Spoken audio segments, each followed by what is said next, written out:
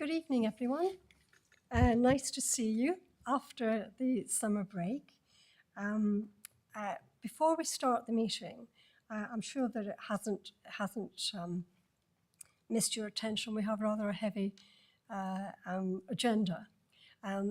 We will do our best to get through the agenda as much as we can.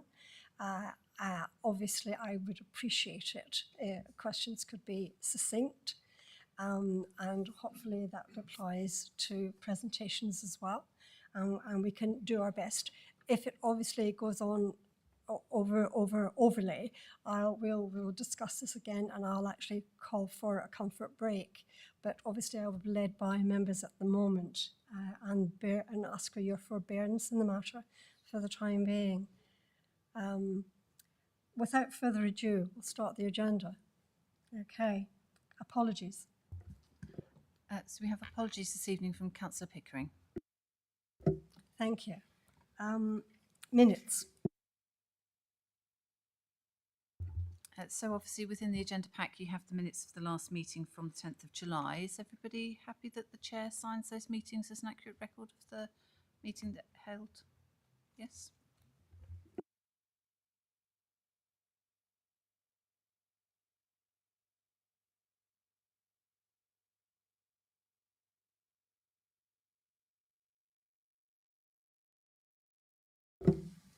Item 2, members' interests. Thank you, Chair.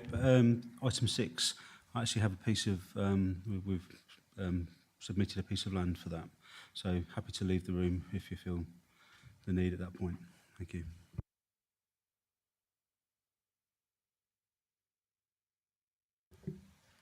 Thank you, Chair. The local plan agenda items, I will need to leave the room as I'm an employee of Carter Jonas. Thank you. Thank you, Chair. Yes, just to say that I am the county councillor for the area that's covered by the East Park solar farm. Thank you. Yeah, just for clarity. Yes, absolutely. Yes, very sensible. Very sensible. Okay. Overview and scrutiny work programme.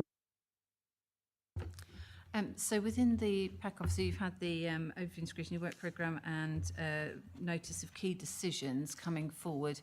There is, as you will know, training next week for overview and scrutiny, and part of that will be to develop the work programme. So I don't propose to spend, unless anybody has any questions on the current work programme, any particular time going through that tonight.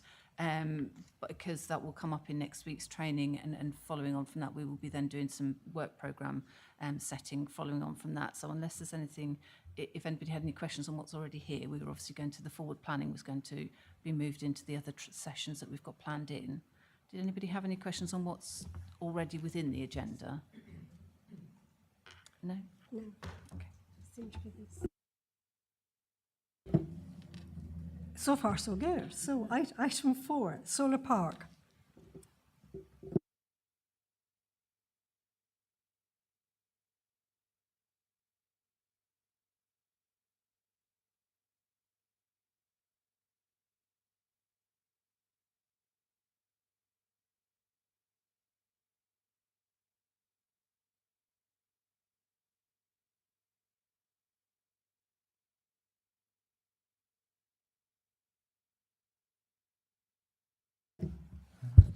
Good evening, Chair. Good evening, members. So we're here this evening to present the paper on the solar farm at East Park in Great Staunton. Just to run through the introduction briefly, and then we'll obviously take questions. There's a proposed new solar farm and energy battery storage scheme that's located to the northwest of St Neots, and it actually straddles as well as Huntingdonshire, Bedfordshire Borough, and obviously Cambridgeshire County Council. The scheme proposes a connection to the national grid at the existing substation at Eaton Soken. As proposed, it will be capable of generating and exporting more than 50 megawatts of renewable energy. So it meets the threshold. It's nationally significant infrastructure project. So that won't be determined by ourselves, it will be determined by the planning inspector through the Secretary of State for Energy. The applicant has an export agreement with National Grid to provide 400 megawatts of renewable energy generation via the Eton Soken substation, which is obviously to the west of St Neots. A 100 megawatt battery energy storage facility is proposed to be co-located with the solar infrastructure to allow for energy storage at times when grid demand is lower.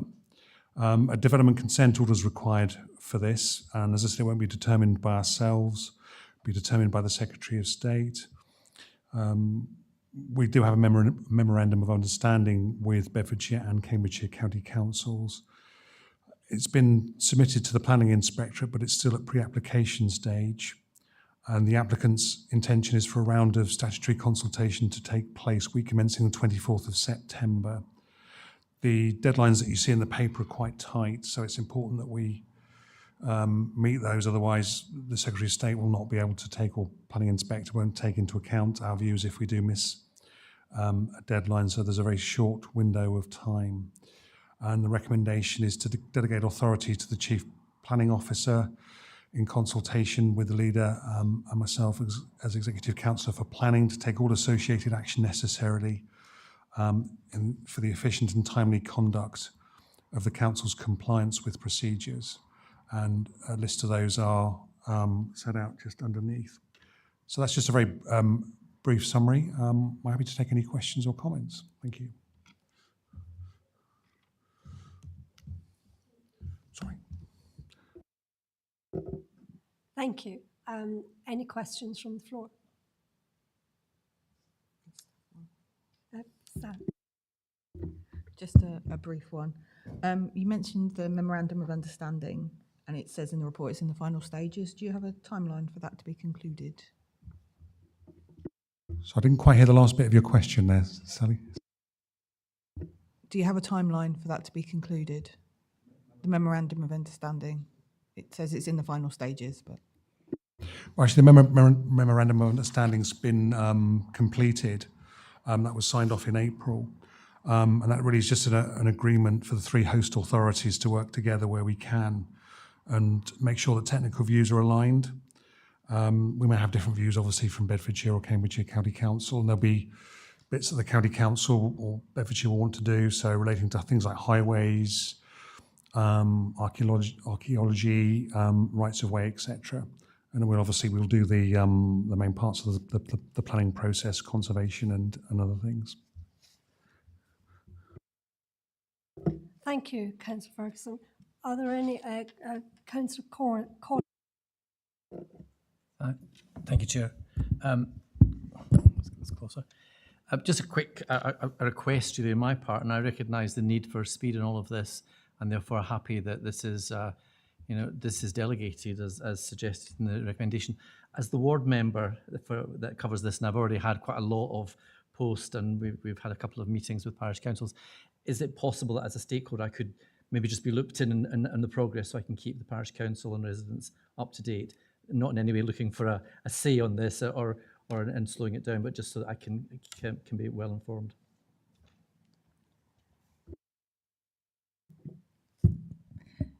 Yeah, that's certainly okay to keep you involved, but just to make the point, obviously, as HDC will only be able to respond on the technical points, and the parish will have that different route through the DCO process. But yes, internally, happy to be kept you involved.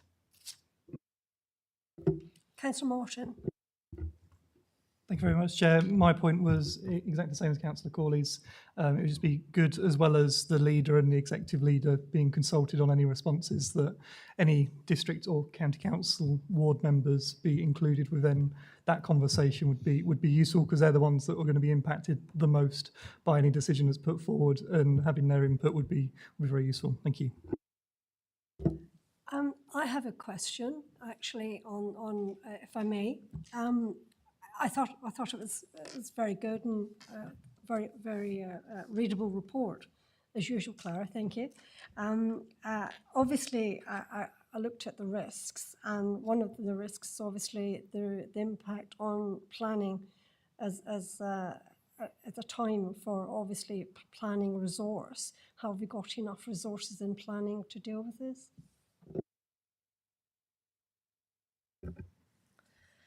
Thank you for the question, and notwithstanding that we have a few planning related items on the agenda tonight that have filled up quite a big portion of your packs, resourcing is very much a key theme that we are monitoring throughout the department.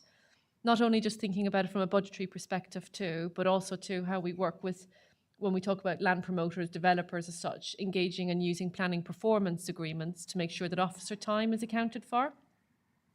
So with East Park Solar, particularly where we're in the non-statutory stages, so for want of a better phrase, like a pre-application stage, we're absolutely working with Bedfordshire and Cambridgeshire to think about how we can recoup some of our costs and minimise costs where possible. But that's a theme we look at more broadly now in any event through pre-application, encouraging pre-application and discussions with us as a council and planning performance agreements, recognising them as we try to move forward to make sure that A, we're properly resourced to meet ambition, but also B, that it doesn't default to the council's bottom line to meet the challenges of that resource.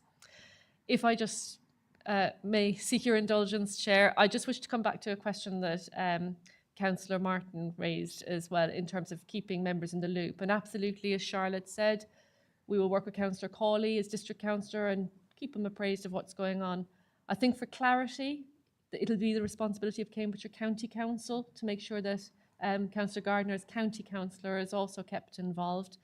But I think as per the report, there will be engagement sessions as well being set up. And of course, then hopefully it should all start to come together outside of this forum, that theme of communication and how you can input and engage with the DCO process as it moves into the formal stages. Thank you, Clara. I think actually the viewers were quite happy to delegate the paper, obviously, to yourself in planning, and thank you for your efforts. Oh, sorry, I'm so sorry, Councillor Blackwell. Okay, thank you, Chair. Just a couple of points from me. I was going to ask how this fits into the local plan and the challenges around that, and twofold, how much work has been done on landscape screening and considering the vista of local residents. Thank you. Perhaps chip in with a local plan question. I think it's LP 35 that supports renewable and low carbon energy and generating schemes, that is. And is obviously this is a national project though, so it will be, as I said, it'll be down to the planning inspector to determine that and report to the Secretary of State. So I think there will be some relevance to the local plan, but I'm not clear perhaps about how much that will be. Perhaps you can add something, Clara. Thanks. Because this is a nationally significant infrastructure project, to by and large, it sits outside the plan making process. It's deemed of such a significant scale that this will be considered directly by the planning inspectorate. I think it's also being mindful of the timescales attached to this as well, and the timescales of the local plan. It's likely that this will progress ahead of the local plan. But of course, then as we progress the local plan, we will be having regard to all permissions granted by the inspectorate as that progresses. But of course, as Councillor Sanderson rightly points out, the theme of the climate agenda and support for large-scale solar, there has been more positive noises, shall we say, coming from government about recognising energy challenges more broadly. But the two processes, to put it simply, the two processes are separate processes. Coming back to your second question about landscaping, as Charlotte pointed out, our role here is one of technical input. So we will undertake landscape assessments. We will work with them. We'll be obliged to work with them to think about landscape and visual impact assessments. Where are the key points from which it should be assessed? We'll make that judgment in our role as the local planning authority and the technical specialists. Clearly, people locally may have a different view, but of course that's the whole purpose of the inspectorate examining this DCO, if you like. People will be able to put forward alternative views, but they'll do it through that process rather than us looking to balance all external views, informing our view and our submission to the inspectorate. Thank you.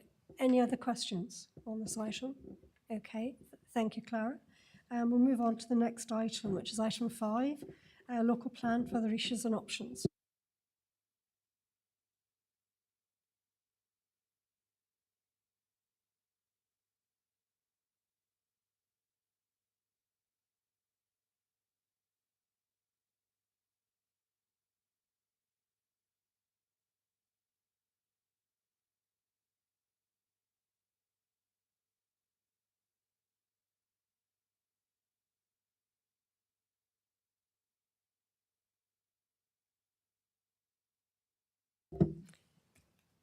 Is that sorry, Tommy, yeah. Can I just quickly say, Francis, I'm glad you've got over your broken arm. It's nice to see you. Sorry.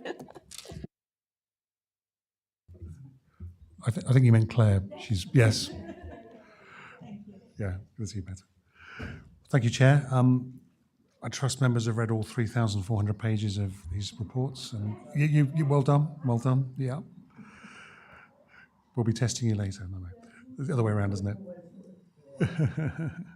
Thank you. So, first item on the local plan this evening is the Further Issues and Options 2024 engagement paper. This is for the local plan update, of course. This really started at the beginning of 2023. We had 3 issues and engagement papers. They were published in April of that year. They've been analysed, responses have been contributed to the next stage of the local plan update. It gives several options on potential strategy and policy areas for inclusion as we shape the local plan. And its purpose really is to provide our communities with their next opportunity to shape the future development of Huntingdonshire. And it's obviously linked to the 2 other papers we'll consider this evening, the land availability assessments and the sustainability appraisal, which all form this set of engagement opportunities. Communication plan is being prepared in collaboration with the communications team, and the intention is to use a multi-channel approach to communications to try and maximise that to residents, diversity, also for organisations and businesses. And the consultation period will run from the 18th of September if approval is granted by Cabinet, and that will finish on the 27th of November. So the recommendations threefold: to endorse the content of the Further Issues and Options paper, to agree that the papers be published for public engagement during that 10-week period, and to grant delegated authority to the Chief Planning Officer in consultation with myself to make any necessary typographical or minor changes pending the publication of the report. So that's a brief summary, and we'll happily take questions. Thank you. Open to the floor. Any questions? Councillor Wells. Thank you, Chair. I hope Clara will forgive me asking this question again since it was asked in the previous item, but in terms of resource, expertise, capacity on the local plan, do we feel confident that we have sufficient to deliver the next stages of this? Bearing in mind that the entire process obviously will last well beyond the tenure of this particular administration. And also on the financial side, are we comfortable that that's covered from that aspect as well? Thank you. Thank you. And probably just building on the answer I gave previously, we recognise that this is a long process. So what I would say is that in addition to the MTFS, we have a local plan reserve. And what we do is that we will draw down on that where necessary for the larger studies that will support the local plan. In terms of capacity, again, it's something we'll keep an eye on. It's dynamic. Obviously, what we don't know is what other changes might come upon us, say, from government or from other directions, and how we might need to respond. But the point is that we have that open channel of communication with senior leadership, both, as officers and politically. To your point about expertise, I'm not even going to suggest how many local plans Claire has done over the years, but I would say with absolute confidence, I think that there would be very few in Cambridgeshire, if not further beyond, that have done as many local plans as Claire, and I mean that as a compliment, Claire. But of course, we're not experts on absolutely every bit of the process. So we're experts on the process of planning and plan making, but of course we need evidence bases to support how we arrive at our development strategies. And if you've looked at our local plan pages from our last local plan, you'll see that we've gathered a lot of evidence across a lot of themes, but we brought in the right specialists where we need to. So for viability, we brought in viability consultants. For economic thinking and economic growth thinking, we brought in economic consultants. Same applies to ecology, habitats assessments, and a whole plethora of other evidence that we are required to have. So, but it's all, the key point is that it's all very transparent. As we build that evidence base, it will be on our website. So for example, Fran at the moment is leading on all things water, which will be an iterative study as we progress through the local plan. The team are also looking at the climate strategy right now, for example. So there's a lot of different pieces afoot, but we also recognise where we aren't experts, but we will bring in the appropriate experts to support us. But I can give you assurance that in terms of the process of plan making itself and the regulatory framework, we absolutely are very confident that we can see it through. And that theme of resources, as I say, it'll be a dynamic conversation as we progress and look to respond to consultations and political will. Just a brief further question, if I may. Is it intended to use the Let's Talk Huntingdonshire site as part of the consultation process in the next stage? Sorry, pressing the wrong buttons. Yes, so we've got a communications plan that we're working through at the moment with the comms team. We have a variety of different avenues for consultation and telling the wider public and businesses what we're going to be doing. We have a draft at the moment which we're looking through of the Let's Talk Huntingdonshire page and looking at that specifically to make it understandable and pick up on the key points that people will be interested in to try and draw them in to answer the consultation. So it was quite useful when we had some work experience students over to ask what the important points were for younger people as well. And so some of those topic areas have also been taken forward in terms of climate change and, interestingly, transport. So yes, we'll be using the Let's Talk Huntingdonshire as a landing page. Should I carry on about some of the other options that we're looking at as well? So we'll be doing social media outputs as well, using all our social media, looking to produce a video for those who may find reading text and want just a general overview. So try and make it accessible for people who are more visually connected. We're also looking at putting banners in maybe some of our car parks and parks, including using our refuse lorries as well, to provide some advertising on there for the consultation. So there's quite a lot of opportunity there to try and contact as many people as possible. And as you may already know, we'll be having member briefings as well, and separate to that town and parish council briefings. So there is a lot going on at the moment, and it's all in development, but it's all heading in the right direction at the moment. Thank you, Fran. Councillor Martin. Thank you very much, Chair.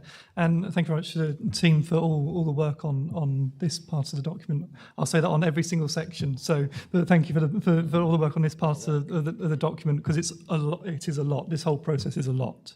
It's taken a very long time. So thank you very much to all the team for that. For me, going back to when we discussed the local plan last time, one of the things that we said was about the communication strategy. I know that you're talking about you're putting one in place, but on the last time we went out to consultation regarding the local plan, we asked, could we see the communication strategy as well? Because it's a big part of how we're going to get residents to engage with this document.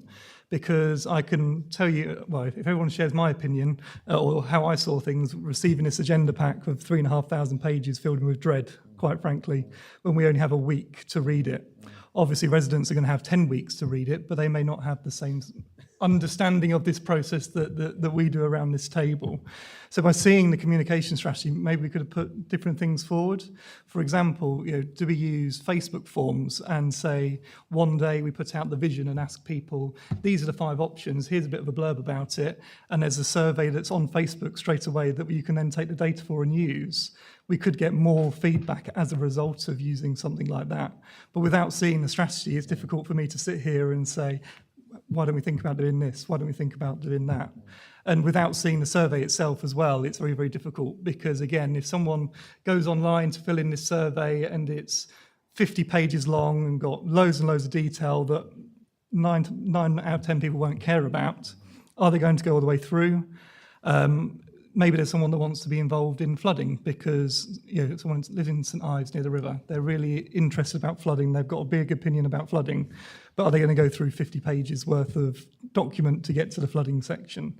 So having sight of the survey, having sight of the communication strategy, I think would have made it easier for us to put forward ways, because the content of this document is probably the same that you're going to see across any local authority, bar a few tweaks here and there, talking about local issues, things that are specific to Huntingdon. But by and large, it's going to be similar in any place that you go to. I agree with some options, disagree with other options, but that's what a consultation's for. But seeing that other side, how we're going to get that out to residents, I think it would have been the key part of bringing it to this committee so we can discuss how can we get as many people as humanly possible to engage with this. Because at the end of the day, this is Huntingdonshire's future. We want as many people as possible to engage, and surveys in the past haven't been great when it comes to responses. So how can we make it better? And I think there's lessons that we could have learnt if it had come to this committee, the communication strategy and any other information on how we're going to engage. Thank you, Chair. Okay, well, I think, yes, that's a valid point. And I think we've got to make sure that communication strategy sort of brings people in as well. And I'm happy, perhaps we need to talk about that at the members' briefing. I think that might be a good opportunity, which is on the 18th of September, 17th, sorry. I think this document is different from others because, of course, there'll be a lot of very site-specific. I mean, we considered 450 sites and very detailed. So if members have questions about their own specific wards, and you will get, rumours will be flying around, of course, you have towns and parishes will be commenting as well as residents. So by all means, submit those questions if you're concerned about them. Obviously, LPAG went through all of them over several weeks, months. Laura Devonport-Ray chaired the first iteration of that, then Doug Dew, and very good contributions from all groups, from Kevin Goulson and John Nish, Eric Butler from your own. So I think that, you make a very valid point, I think, on the comm strategy. We're also looking at advertising on our freighters as people's bins are collected, something I don't think we've done before. And I suspect there will be people that may say, well, had I known the relevance of this, how I'd known what it would result in, I would have contributed earlier. And I think it's encouraging those people to do that as soon as they feel they want to. Thank you. Thank you. And I'm sure Claire and Fran may wish to add some key points as well. I think what I would say is, in terms of the communication strategy, if there are ways and means that you think that we can do things better, don't wait for us to show you what we're thinking. Tell us. And I'll be very honest, we're planners, not IT people. So if I'm honest, again, I think it's a good conversation to have, but I couldn't answer that kind of technical side of things to you. What way does Facebook operate? What way does LinkedIn operate, for example? But if you've got feedback from your residents more broadly about what works and doesn't work, while we're still shaping with our comms team about what that might look like, don't wait till the 17th to tell us. We'd love to hear from you now, because again, we'll be putting some of this into the hands of our comms team who understand social media, average ages of the different audiences, etc. As Fran said, we'll be out there with freighters. We'll be putting sound bites in the local papers where we can. Again, we'll be looking to you all to help us promote it, and we'll be doing that all-member engagement on the 17th as well, where possible. But again, Fran touched on, that we've had some work experience students. We absolutely harnessed their thinking as well, because the way I think and the way they think will be very different. We haven't, we're definitely expanding how we think, but we would really love to hear from you. If you think there's something that we should be doing and it is something a bit different, that we might not have thought of, please put it to us and we'll absolutely consider it. We'll also as well be doing some in-person events out and around the district as well. So we will be able to share more with you in the all-member briefing about the what, the where and the when. But if there's different channels that we might not be thinking of, please tell us now so we can explore that with our comms team and bring that back to you as part of that all-member briefing on the 17th. I'll pause there and hand over to Claire. Thank you. If I might just add to that, I mean, I appreciate it is a phenomenal amount of material that we brought to you tonight.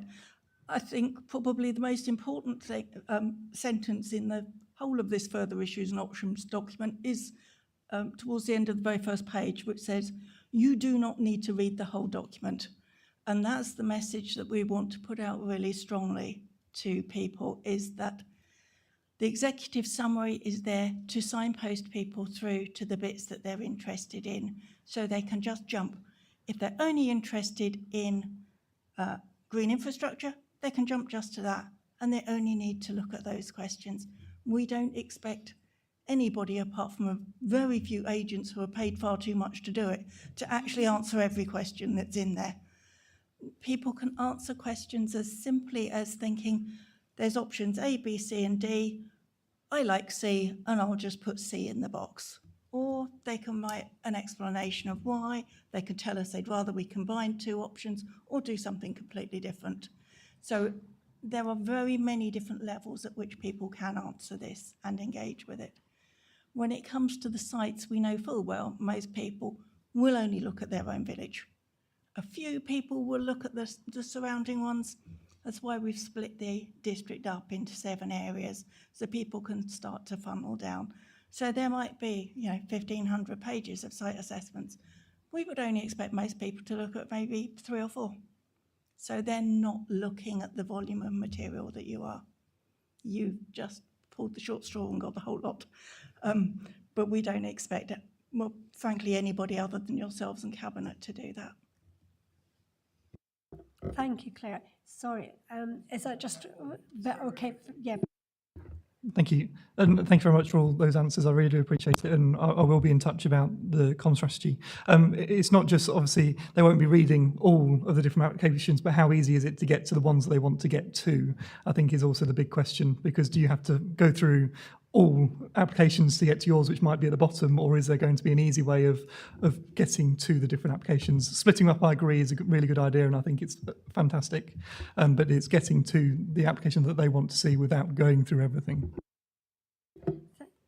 Sorry. So the way our main consultation system is structured is it is a sort of document tree effectively. So you start at that high level with 7 choices of which area you're in, then you jump down to your parish, then you can jump down to your site. So 3 clicks will get you right the way through to the individual site that you're looking for. I think more generally there's 11 topic-based chapters, and that I think is, I wouldn't say it's an easy read, it's a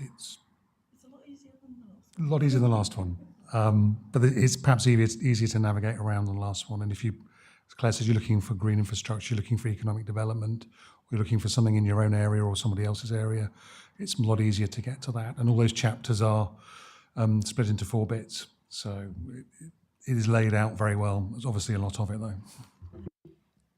Indeed. Councillor Terry. Thank you, Chair. I really wonder whether there is any point to this plan. When it comes before town or parish council planning, we look at the planning, say, objection on it. If the town or parish council raise an objection, then it goes to the DMC.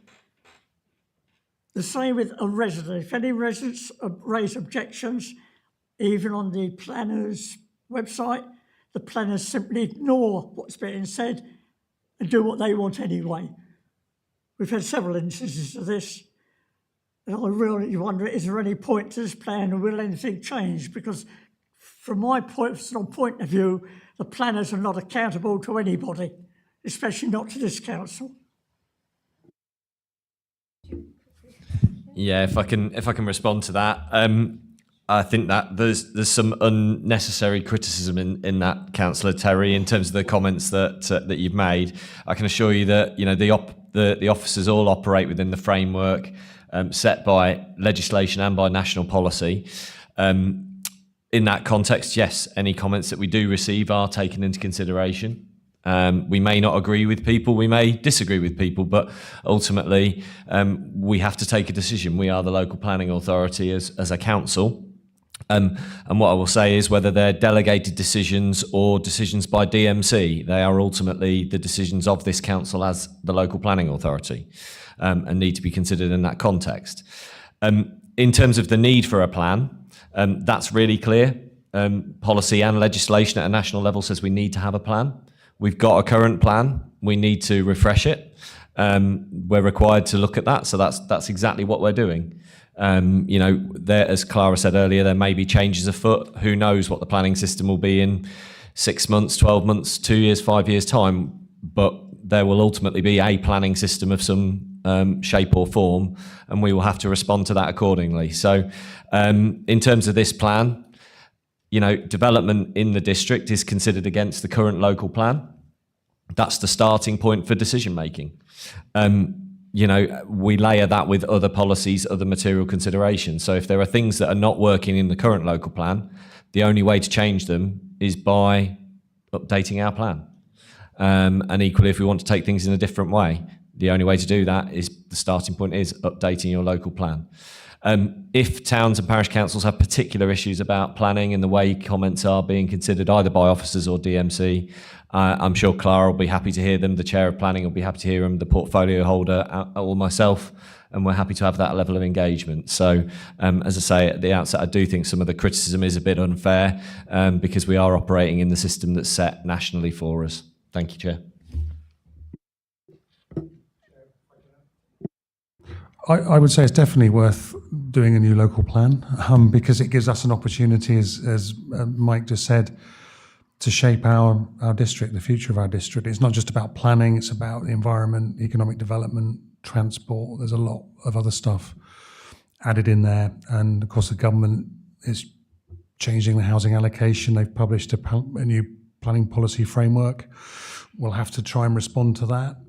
I think if you go to 3.3, there's a little piece there that says, each topic-based chapter is structured into a consistent manner. And the second bullet point, it does say what you told us. So there'll be a summary of the points raised in the 2023 issues engagement papers. And I think it's important towns and parishes respond to this document, because I think I'm right in saying Huntingdon Town Council didn't respond in 2023, and I don't think St Neots did either. A lot of them didn't, and I think it's key. I know I sit on the parish council, have done for years. They do a lot of work, but if they're worried about the future planning, then they really need to respond to this as well. So we welcome everyone's views.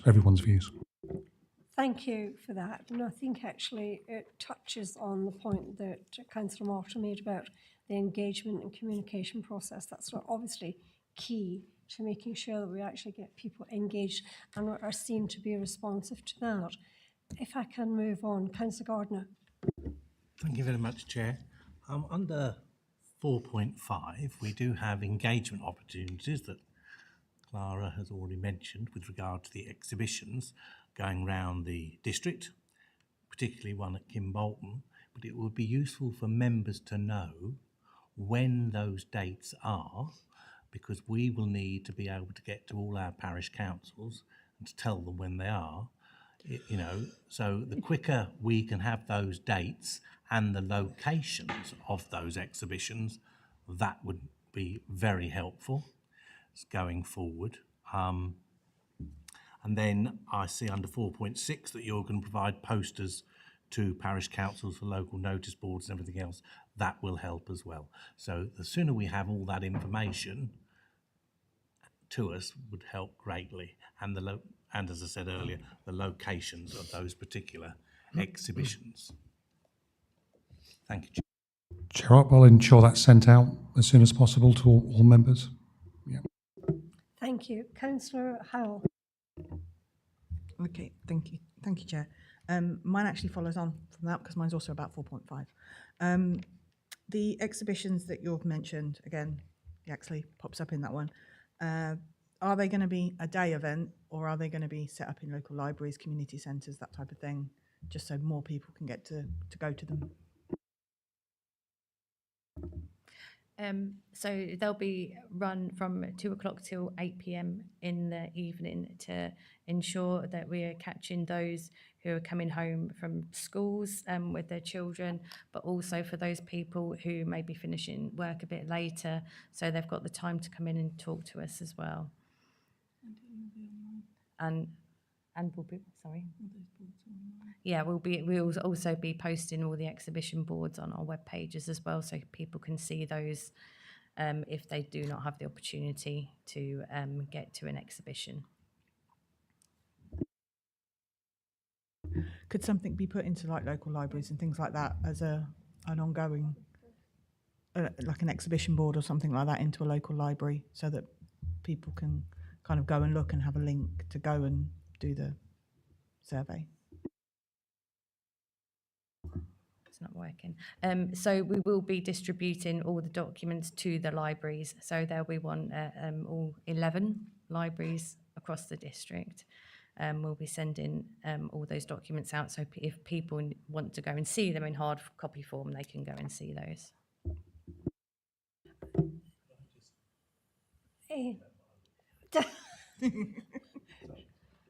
Councillor Gardner, be brief.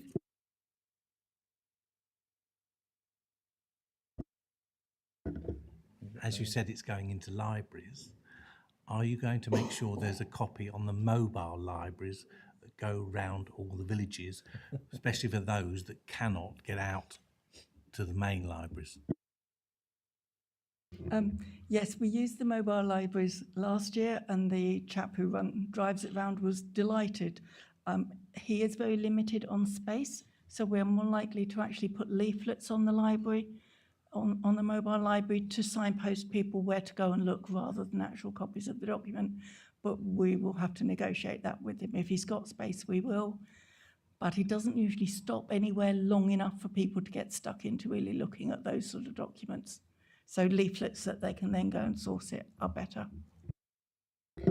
Councillor Gardner, Cawley, sorry. I'm on again. Thank you, Chair. I'm going to take Clara up on her suggestion. I just as we're talking and sitting thinking here, much as I love a nice long read of 88 pages at bedtime, I know that most of my residents will just probably put it in the bin.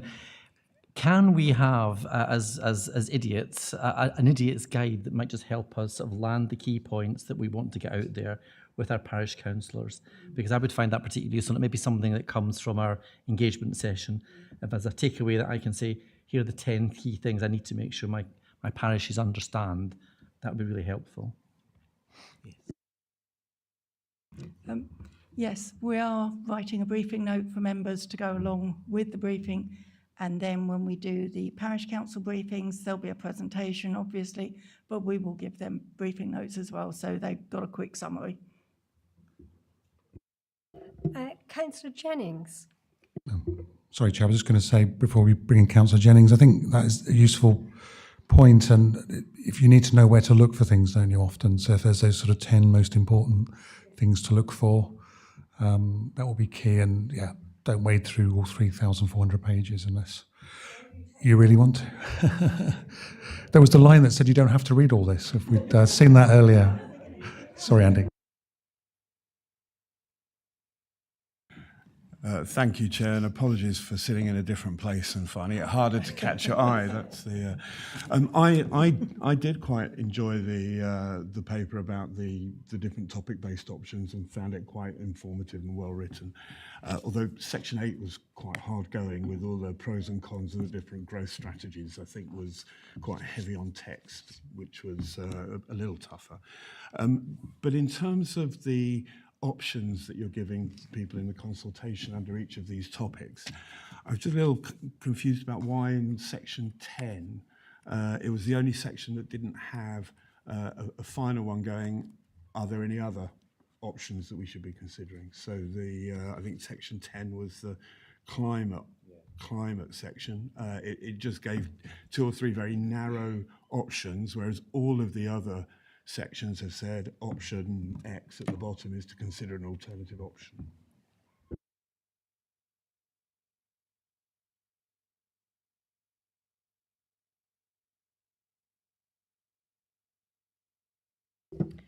Are there any other? Oh, Councillor Morton.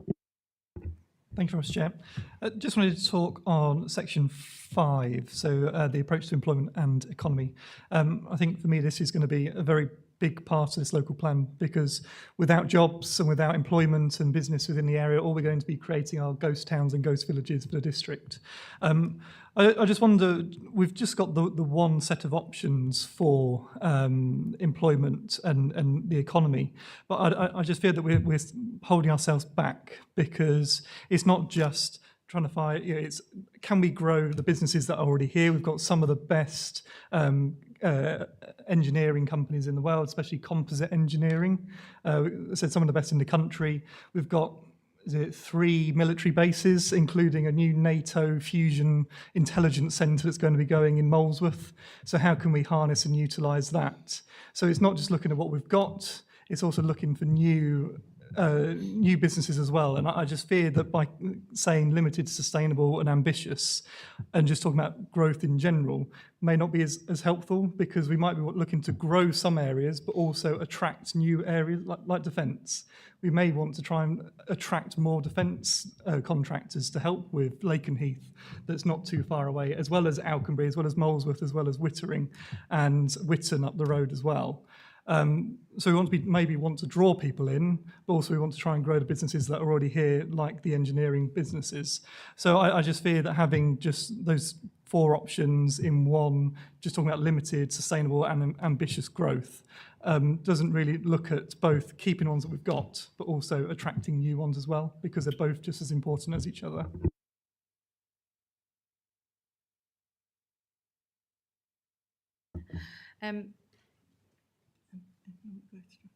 Yeah.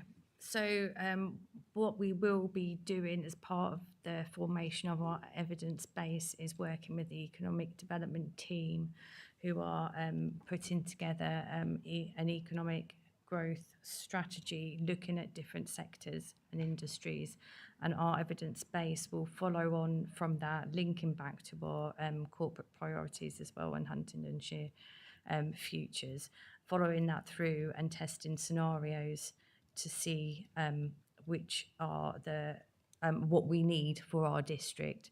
So there's a lot of work that's going to go alongside this in the background to see what we do need for the district. This is kind of what I would say was starter for 10, but in any case, should we consider an alternative strategy? You know, we've got that option D there, where you can feed back to us, and that's some of the information that we will be wanting people to tell us. So we are going around doing some exhibitions. We'll be talking to some businesses as well. Clara was at an event the other day, yesterday in fact.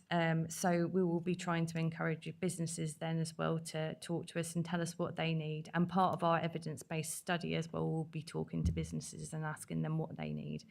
So there's a lot more that's going on in the background as well, but all that information you give us as part of the consultation, and you can encourage businesses that you know, or your parish councils who know a little bit more about what their local business needs are, encourage them to answer those questions under that option D. You know, that's where you can really put in some extra benefit for us as well. Thank you. And just building on what Fran said, and just touching on an event I went to last night as well, it's critically important that businesses do engage at this stage. As Fran rightly says, this isn't the development strategy in the here and the now. You know, this is part of the process. But interestingly, out talking to businesses last night, it isn't just about the physical growth of businesses. You know, how do we get them thinking about it now? What do they want to do in 2, 5, 10 years, as opposed to when the issue occurs in the here and now? And we've seen some of those challenges in the development management space, for example. But it's also thinking about the skills agenda. as they want to grow. As I say, not just about land, but what will their future employees need for them to come to Huntingdon? How do we help them grow their own? So what do the future apprentices look like? Where do they come from? And how do we make sure that they're coming from Huntingdonshire, for example? So this comes back to the whole theme of the local plan. Sounds quite simple as a phrase in context, but actually when you break it down into what are the ingredients behind our good economy, it isn't just about land, it's about how we plan for all those different moving parts as part of the future as well. So again, if we can absolutely get some additional support, if there's other forums you think that we should be in as well, again, we'd love to hear from anybody that can kind of point us in the right direction to make sure we're engaging with all our sectors across Huntingdonshire. So very happy to take that offline as well if we can. Just come back on that. I completely agree with everything that you've just said there, Clara, and there are a lot more nuances to the economy and employment in the area. But that's why I just think that the three options, obviously there is an option D, but how many people are going to be partaking in that option D when there's three easy options to choose from? They're just going to choose one of the three 9 times out of 10, unless there's someone like me that's going to put in that nuance. So could we not have 2 sections as it is and have one that's talking about skills? Maybe we decide that as a district we want to push forward on higher, getting the better skills, rather than increasing the land available for jobs or for units. But I don't think that can really be included within what's on this bit of paper in front of us. Can we say that we want to try and focus more on growing the businesses that we've got already, rather than trying to get new businesses? Or maybe people want the other way round. I don't think the options that we've got in front of us, the ABC, really give people that option. I don't think the text that's within the document also would drive people to think that way either. I don't know if there's a few tweaks that we could make, even just 1 or 2 more options that give people a say. And again, people might come back and say they want a bit of A and a bit of D, say, for it to work together. But we're not giving them that option at the moment. Thank you. Through yourself, Chair. I think, Councillor Martin, again, just remember what stage this is at in terms of the detail of plan making. So, as Clara said earlier, this is one step along the journey, in effect. And once we get to that draft development strategy, that's when we'll have a clearer idea of, the precise nature of where allocations are going to be, or the detailed policies. Because I think those options that you've got there, you've talked about one that, the low scenario is, we just focus on our existing businesses that we've got at the moment. Leave that there. The middle one is a bit of, supporting the existing businesses and their expansion, but also opportunities for further investment. And then option C is the kind of really radical one where you're, suggesting, do we go chasing aerospace or further defence or whatever? And what I will say is each of these options, wherever we end up on the next stage, we're going to have to get the evidence to back it up. So actually, it might be a great idea to go chasing aerospace, but if actually all the evidence is saying don't chase aerospace because there's already an established cluster, you can't play in that space, an inspector's going to throw that policy out if we try and push it. So I think it's just about taking stock of where we are now. I hear everything you've kind of said, in terms of expanding the number of options, but I think there's enough there that gives us the range. That then, when things come to an alternative strategy, if somebody does come back and say, actually, I quite like a bit of C, a bit of D, under response to D, they come back with a bit of B and a bit of C, that will give us a scenario that we can put to our economic consultants to test, and see whether that does then generate actually more land, or more land in a certain location, or indeed just land it in a certain location. So that's kind of where we are. We need to, as you've all quite rightly said earlier, try to find that sweet spot between giving people enough information to be able to give us a view, bearing in mind the range of differing responses that we will get, versus not bombarding them with too much that actually it completely gets lost. So I think there are some things that you've raised today that certainly can come out and will come out through further briefings and further iterations of the plan. But I think what we've got there are effectively the high, the medium and the low growth scenario. And there's enough scope, I think, really for us to then have some meaningful information to take forward and shape the next iterations. Thank you. Councillor Howell. Thank you, Chair. The water and flooding section, I didn't see any mention of the IDBs in the middle level. Were they included in that discussion, in that planning?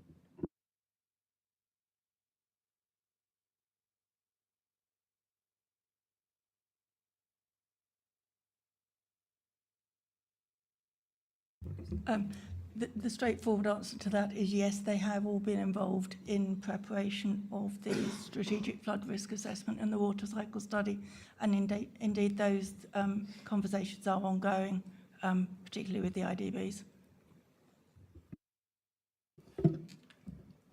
Councillor Gardner. Thank you very much. Yes, it's again on flood and water management.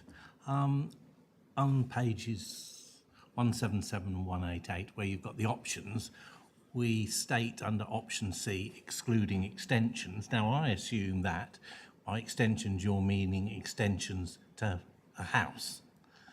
But some residents might think that you're talking about extensions to housing developments. So I think we need to be a bit clearer there. And whereas option C on page 117 says excluding extensions, on option C on page, the next one says minor extensions. So to my mind, we need a bit of clarification as what you're talking about, minor and extensions, because it's not clear to me, and I'm sure it might not be clear to residents either, so, before it's sent out to everybody. Thank you, Chair. If we may, can we take that one away and just look at it and perhaps make a tweak? I think that's quite sensible because obviously it's quite technical, and I think we can't expect obviously officers to deal with that right now. So anything like that, we'll just take it away. Okay. Yeah, fine. Thank you. Thank you. Are there any other questions on this paper before we move? So Councillor Cawley. I know. Just eat the sweets. Thank you. Yeah, we'll definitely take that away and make any changes, ensure that's reported back to Cabinet when they consider it as well. We'll take that on board. Thank you. Sorry, Stephen. Thank you, Chair. Councillor Cawley here. I know we're both Ouija's, but we're supposed to get on. Come on. Sorry. My comment is on transport and connectivity. The options, approach to individual developments, we've got option A and option B. In reading them, I don't see that they are two different options. They look very, very similar to me. So I just wonder if we could maybe differentiate those options so that they are actually true options. You don't mind me saying. Thank you.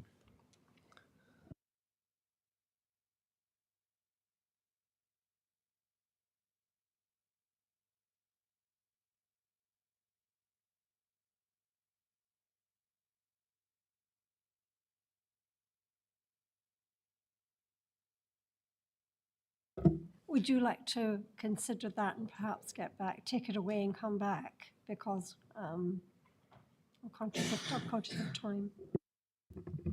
I think that would be best if we may. It is an issue that's slightly difficult for us because obviously we have a very limited role in transport and what we can actually influence.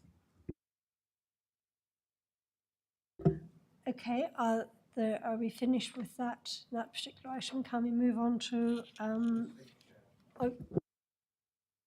I just wonder if we need to cut that little bit of the YouTube feed where Councillor Martin told us about the NATO Fusion Intelligence Centre. I'm not sure if that was a state secret or something, but it's out there now, so maybe we need to delete that. That's good. That's good.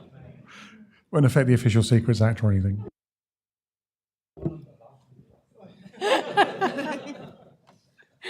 Yeah, it started. Goodness gracious! Right. Okay. On to the next item: land availability assessment. I would remind members that we actually have seen the original paper on this, but nonetheless, are you going to be a presentation on that, or are we going to questions? Thank you, Chair. I'll just summarise briefly here. So we're considering the land availability assessments. As you said, panel has seen an iteration of this before. So we obviously, as a council, must adhere to the government policy and legislation through the MPPF. And between, as you say, 29th of March and 7th of June 2023, the council issued a call for sites. LPAG have been through that process in some detail. And this is a process where people, not just limited to developers, landowners and agents, but mainly those people, could submit sites that could have the potential to be allocated in the next local plan. They could be for a variety of uses, so housing, employment, renewable energy, biodiversity, and mixed uses. And the call for sites is still running, so if those people have missed the initial call, they can still contribute. So we assess the sites through the land availability assessment and sustainability appraisal, and the results of these assessments don't necessarily guarantee that those sites will be allocated. Some of them have been obviously excluded. They may be in high risk of flooding, for example. And the final selection of sites will be based on a number of additional factors. So the growth strategy, settlement hierarchy, evidence-based documents, as we heard earlier.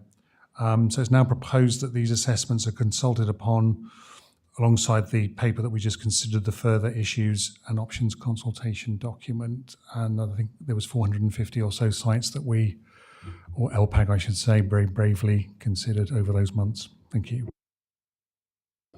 Thank you. Councillor Gardner.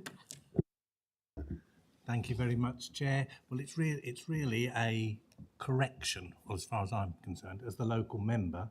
When we're talking about Brampton Park, we state that the two parishes are Alconbury and Ellington. You also need to include Barham and Woolley, because the vast majority of the site is on Barham and Woolley PC's land. So I wouldn't want the document to go out without that rectification. Thank you, Chair.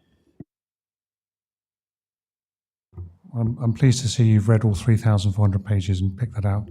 Very impressive. No, we will look at that. Thank you. My members are nothing if not thorough. Councillor Howell. Okay. Thank you, Chair. With regards to looking at the eroding of separation, has this been looked at in like a site specific, so each one looked at separately? Because I know this is a real huge concern for my residents because of the impact of Great Haddon and Hampton and Cardia and Peterborough all encroaching on Yaxley and Facet. And obviously Facet has got 3 quite large call for sites areas, all of which have mentioned eroding the separation. But is this taken into account on a kind of area or just each one on individual basis? For this particular assessment, for these land availability assessments, these sites are looked at on an individual basis. So they are not looking at the eventual package of sites that will be coming forward. That package of sites that will be chosen eventually as our final allocations in the local plan will be taken on board. Additional evidence, the information that we'll get back as well through the further issues and options in terms of the growth strategy and looking at green infrastructure, a variety of different evidence bases that will feed into that to develop those final options. So at this stage, looking at the land availability assessment, we're not saying all these sites are going to be coming forward. We've got a lot of sites there. It's given us some good options for whatever package we choose in terms of looking at the sustainability and testing them through the sustainability objectives to decide which ones will be potentially coming forward. So this is the first stage along that journey. Councillor Martin. Thank you very much, Chair. And again, like the last item, thank you very much to the team for all the work on this, but also a big thanks to the LPAG committee as well, chaired, as Councillor Sanderson said, by Councillor Davenport Ray initially, and then Councillor Dew. I know they've been looking at this for a very long time now, and they've looked at it in far more detail than we're going to be able to do tonight. And talking to them, it was a lot of work, and yeah, I'm completely happy with the content of the document and all the assessments that have been made. It's gone through a very thorough process to get to this stage. So I'm very happy to say that this can go to consultation. The question that I've got is, I know at the moment we're looking about the land this land in particular that's been put forward, but the constraints is one of the assessments that you make.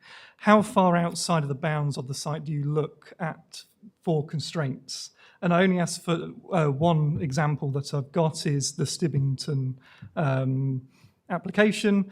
There's a bridge that's a registered asset. I can't think of the word. A listed asset, which would be significantly impacted as a result of that development. But it's not included by the developer in their map or any of the documentation that they've put forward. Now, I could probably say that about several other sites. That's the first one that came to mind. How do you look at those when it comes to putting this document together, just to give some reassurance to both residents and to members that these are being looked at, as well as just the site itself? Thank you, Chair. Yes, so in the land availability assessment, in terms of constraints, we are looking more towards the locality of that site. When that gets through that first process, then we take it over to the sustainability appraisal, and it looks at it in a wider context as well. So that will be looking at the wider impact on heritage assets as well, and being fed back into the land availability assessment appraisal. But also as part of that, again, we're asking people to make sure they provide those comments with that local knowledge, so we have that information. If by chance, I'm not going to say that any sites that you're talking about today are going to be allocated. I don't want to make that decision. But as they go forward and as they get through to an allocation stage, we will be looking at it again in more detail to make sure we can make them acceptable in development terms. So we will be taking those assessments that we have completed. We'll be looking at them more thoroughly on a site basis and gathering more information. So if there are constraints in there, such as an impact on a heritage asset that we feel may be an issue, then that would be something that would go into the criteria for assessment of that allocation. So there's lots of opportunities there to take those things into account.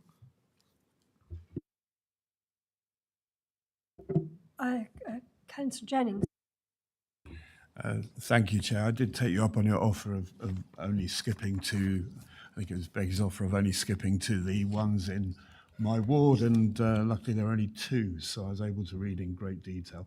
But I have a question really about the language that's in there under the assessments, and where it says that it comes to the conclusion after the LAA and SA outcomes that a site is inappropriate for residential development. Is that sort of where it's likely to stop, or is there a chance that the consultation process would override that what seems to be a fairly black and white outcome? That is the whole purpose of consultation on these sites, is that people either promoting or objecting to the sites will have the opportunity to put further evidence forward. So there is always a chance that a site that we've said we consider on the evidence we've got at the moment to be inappropriate, for them to provide substantial information that indicates a reason to overturn that. It's not been common in my experience that we've had anything sufficiently robust to make us do that, but it's always a possibility.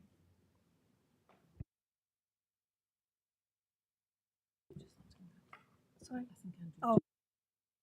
I can just come back. So would it be right, therefore, that residents shouldn't read that and think that if they've got objections to the site that's been proposed, that they shouldn't still put those objections in at the consultation? Absolutely. We would always encourage people to put in a comment, whether it's either to object or support. And indeed, it's the latter that we get the fewest of. So if there's something which we've said is inappropriate and people really don't want to see that site come forward, we would encourage them to support that recommendation. Councillor Gardner.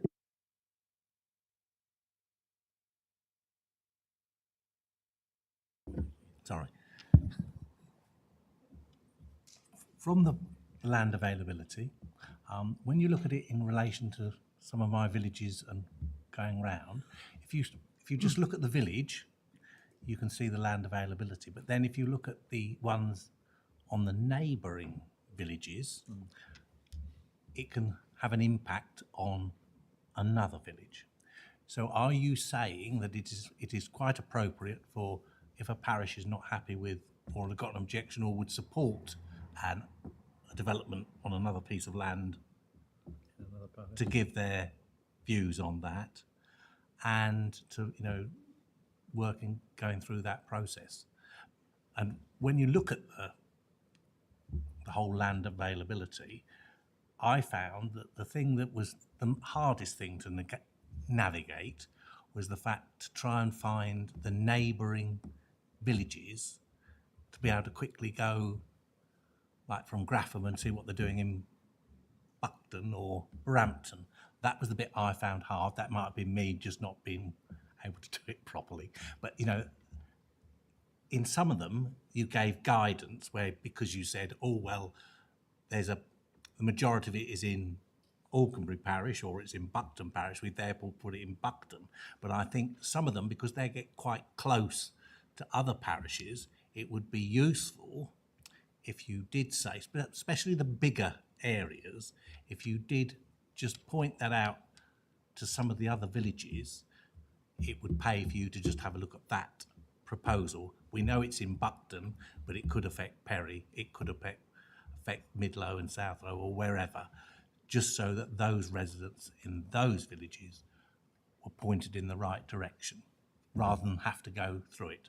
I'm quite happy as local member for Aukenbury to remind residents and parishes to do that, but that was just something that I spotted as I was going through it. Thank you, Chair.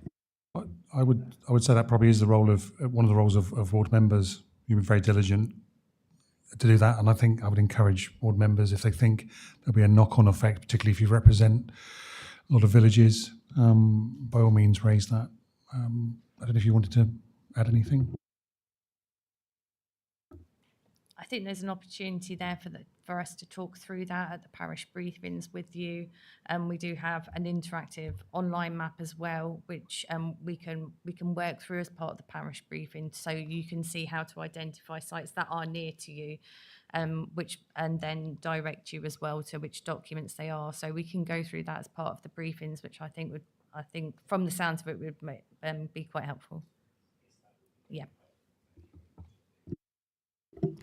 Thank you. I think, again, this just highlights the need for communication and making sure that we actually get the communication, the presentation of the communication right. But we've touched on that. Councillor Martin. Very sorry. Thank you, Chair. Just think that I just thought of hearing Councillor Gardner's question. When we get responses back on the individual applications, are the responses weighted based on who they've come from and where they've come from? So, for example, a developer will get a different weight to a resident. A parish council gets weighted their response gets weighted differently from a resident, but also someone that lives outside of the area, significantly outside the area, say, or even outside the district. Is there any way of stopping? I don't think it will happen, but just in the case that it does, of someone saying, I put in a submission saying that all the houses need to be built in Councillor Gardner's patch and not in mine, which I think is quite right, Ian. But just using a very extreme example, will those comments be filtered out or weighted negatively in comparison to a resident's comments on any given application?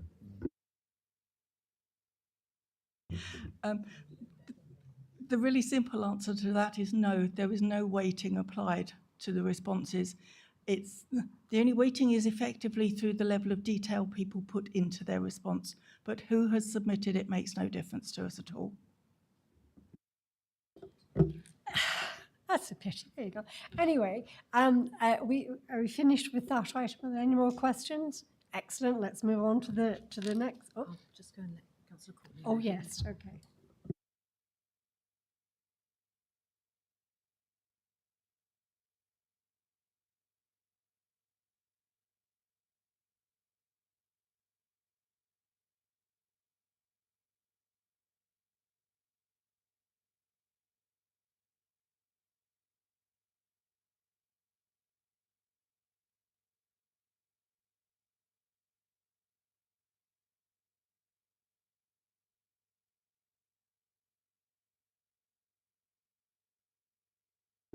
Welcome back. Right. Item 7, local plan initial sustainability appraisal. Thank you very much, Chair. So the sustainability appraisal and strategic environmental assessment are statutory requirements of the local plan preparation, and they're combined into a single document to avoid repetition. Believe it or not, this is more streamlined. I know maybe it doesn't seem like it at times, but it is. So it's necessary to demonstrate that plan making is in compliance with the MPPF. So this is an iterative process running across 5 required stages.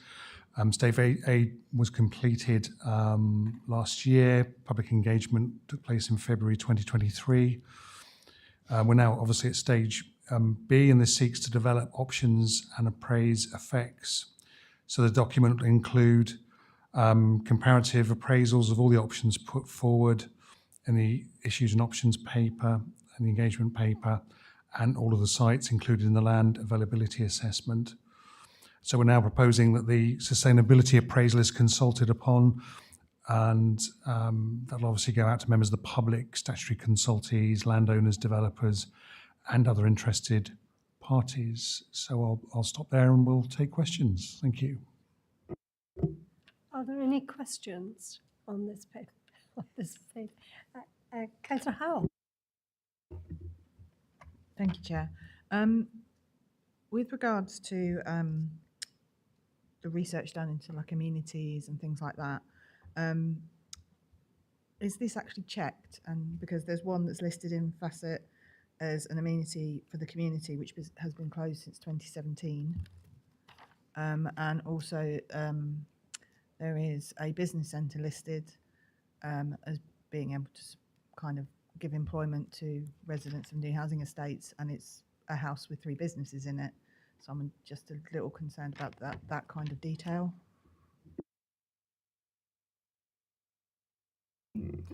So when we prepared the settlement hierarchy work, which has now become the sustainability of settlements work, which has informed a lot of those elements, we actually sent the lists of all the services and facilities that we'd found or identified in each settlement to the respective parish councils and asked them to check them. So where we got corrected information back from them, that's what we're working on. They are accurate to the best of our abilities at the time. Thank you, Claire. Councillor Martin. Thank you very much, Chair. Just picking up something from Councillor Howell, I look at some of the tables and data and figures that we've got in there, and some of the that's in there is very old and a bit out of date. Some of them relating to functions of this council. So just wondering why they aren't up to date to 2023 and potentially a bit more relevant to today rather than yesterday. Thank you.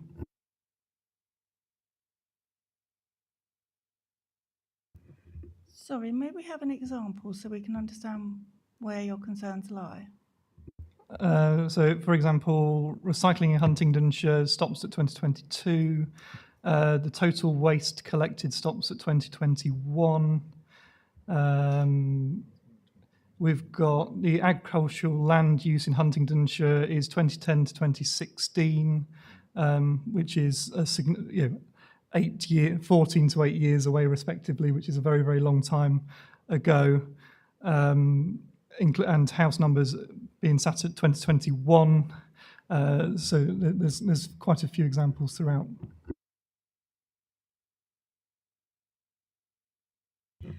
I think some of it is a matter of, particularly if you're looking at stage A, the scoping process, that section of the document was prepared in 2022 and published for engagement last year. So the data that we were using had to be that which was available as at the end of 2022.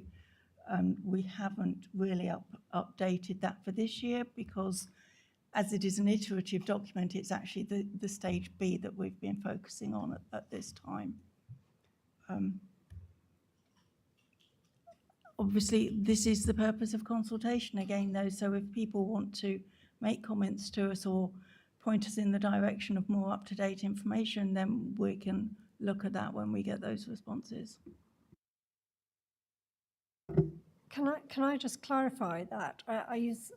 Obviously, when you got the information out, did you just send it out and ask for parishes and towns to update or make sure the information was correct, and nothing's been done since 2022?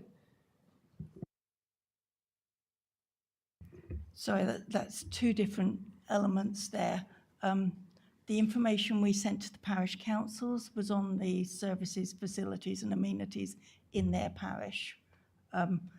The information in the scoping report, the stage A of the document, is that where we drew it together in late 2022.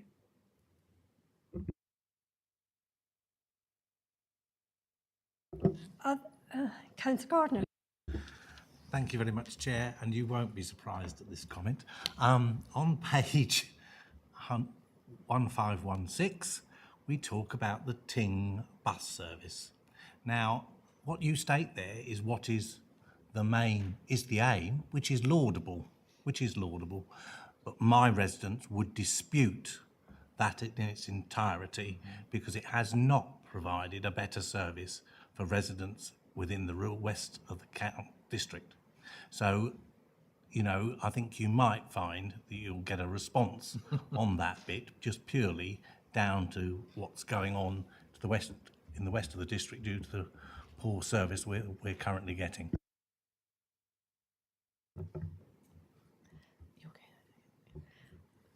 No, thank you for that comment. And I think the theme of buses is definitely one that is an iterative subject, not least with everything else that's going on across the combined authority area. As Claire has picked out, the reference to the Ting is relevant at that time, at which we were at that point in the essay. We also have to be mindful of the difference between what residents feel, shall we say, and what the CPCA, the Transport Authority, assert. But of course, the whole point of this consultation will be what people do feed back to us. And we touched earlier on the need for evidence bases. Obviously, transport will be one of those evidence bases that we will look to form. Inside that, we will be looking at multiple forms of transport. And hopefully by that point too, that theme of buses across the CPCA will be in a clearer position for us to then be able to build back into the plan as it progresses. Thank you for that clarification. Are there any other questions? Councillor Martin. Thank you very much, Chair. So moving on to the comments from environmental bodies on the draft scoping report. So there's a couple of comments in there that stood out to me, but you've put a response which I'm quite happy with most of them. Have the EA and the other agencies, Historic England and anyone else who were consulted on, seen the changes that you've made and then re-commented on them? Or have we made the changes and then that's it? Just useful to know what the process is. Thank you. They haven't seen the changes we made in response to their original comments, but they will obviously see them this time, so they would have the opportunity to make further comments if they want to. Thank you. Councillor Martin, did you want to come back? No, fine, okay. Councillor Gardner, can we be brief? Thank you. Yes. On page 1632, with regard to the housing options, you state how many houses you could have built in on the current plan, adding 10% and so on. It would be useful, I would have thought, for residents to know actually how many houses we were building, because we don't say that, or we may do, but I haven't spotted it, and it would just be useful to have that bit of information. If I have missed it, I apologise, but There's so much to read. So, of course, that has changed anyway very recently. So I think the consultation on the MPPF finished at the end of August. So it wasn't, I don't think, possible to update it in real time. Yeah.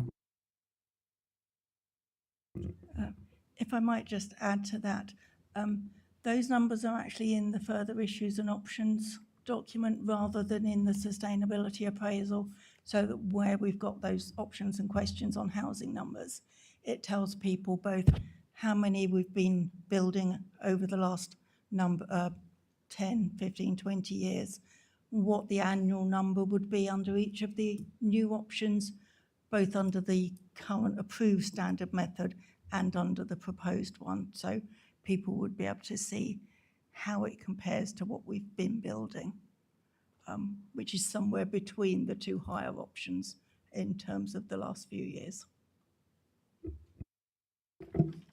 Thank you. Are there, Councillor Martin? Thank you very much, Chair. Councillor Sanderson has just briefly raised what I was going to ask was about the new MPPF, which has obviously just gone out to consultation or finished consultation. Has an assessment been made by officers on how you think, what sort of changes or likely changes from the old MPPF to the new one, and how it's going to impact this bit of work? Because the last thing we want to do is do all of this work, the new MPPF come through, and we have to say, oh, actually, we've got to start all over again. I don't think that is the case from my reading of the MPPF, but it would just be useful to get your reassurance as officers that that isn't going to be the case, and that you are monitoring it very, very closely and working out what impacts are going to happen on this process. I think one of the advantages of assessing 450 sites is we have a lot of options. So if it changes, and that wasn't the case with the last local plan, so we do have a lot of different options should things change, which I'm certain that they will.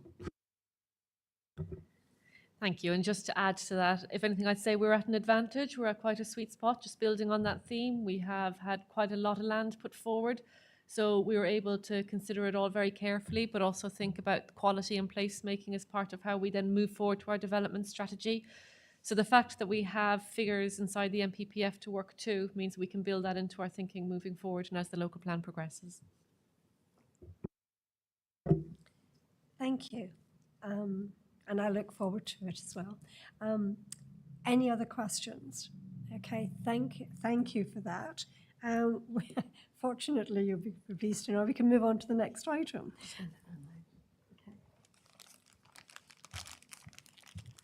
Which will be item 8, and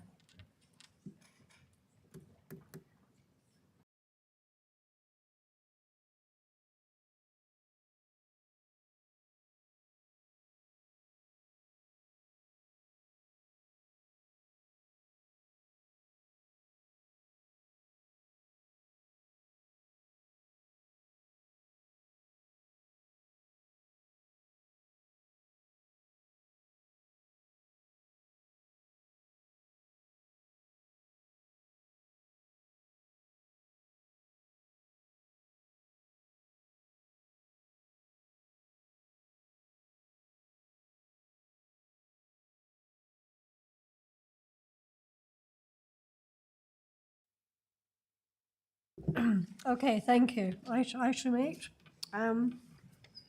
Fens and Links Reservoir update. Thank you. You say they can go, but poor Clara has to stay for one more item. But I do hope this can be the briefest of the many items on your agenda tonight, and I dare say the briefest I've presented to this panel in my time as well. This item is here primarily as a courtesy and formality to the committee. Those of you who have read all several thousand papers tonight will certainly have twigged that the paper is in fact the cabinet paper from July that I know at least some members have read because Councillor Martin asked a question about it at Council in July. But to recap, we were seeking delegated authority to engage with the non-statutory consultation on the Fens and Links reservoirs project, which for reasons of timing we weren't able to come to scrutiny with first. So we introduced the paper exceptionally at Cabinet, but committed, of course, to engage with ward members, and I made a point of looping Councillor Martin in as well, to invite comments and input on the draft that we produced with the authority that we procured there. But because we didn't go through scrutiny initially, because we took the paper straight to Cabinet, we have brought the paper for formality's sake here with a copy of the consultation submissions we then submitted. So I think we're happy to leave that there. If people do have any questions, we're happy to take them, but these have now been submitted and the opportunity for formative input has now passed. Are there any questions? No, I have a question, actually, if I may. Yeah, well, he can wait. He's had enough tonight.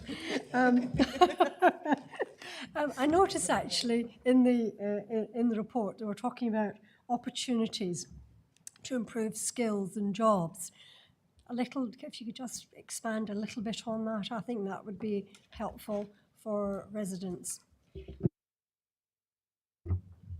So this was a technical non-statutory consultation, so our formal submissions were specifically targeted at that, but I assume you're making reference in the cover letter to the reminder that we've made to the authorities about the importance of seeking to take advantage of this project to absolutely touch on our wider strategic ambitions here. So we're making the point, of course, that there will be a large number of jobs involved in the creation of the reservoirs, a number ongoing once the works have happened, including linked to those opportunities around tourism and so on. And so we're urging that consideration be given to questions like who works for them, who gets the job, how people are recruited, are there skills barriers to local people being involved, in which case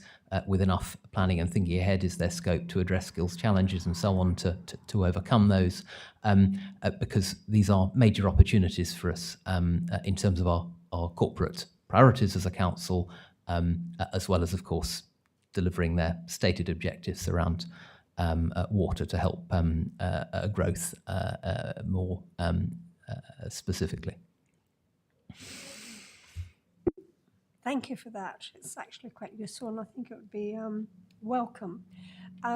Councillor Martin. Thank you very much, Chair. Not a question, just a comment, just a thank you for engaging local ward reps and myself on this. Very, very happy with the response you've put forward. I think this is something that we really need to, I'll be watching very keenly. Having a 50,000 megalitre reservoir just on the edge of Huntingdonshire, I think would be very good for the area, especially with sustainability of our water systems across the future. So thank you very much for the work that's been put into this and for involving us as you said you would at full council. Thank you, Chair. Are there any other questions? Quickest item of the evening. Thank you for your time. Thank you. Moving swiftly on. Well, we've got a wind in our sails. Item 9. ICT shared services. If I could just remind councillors, as the obviously executive councillor and officers are just coming to the table, that the appendix within this item is a confidential report in the appendix. So if there are any questions on that, if you could just flag them as you ask them, because we will need to move into private session should you need to ask and receive an answer on that. So if you could just flag that before you ask the question, that would be much appreciated. If it's on the main body of the report, it's not an issue. It's if it's on the appendix part. So just a quick reminder. Thank you.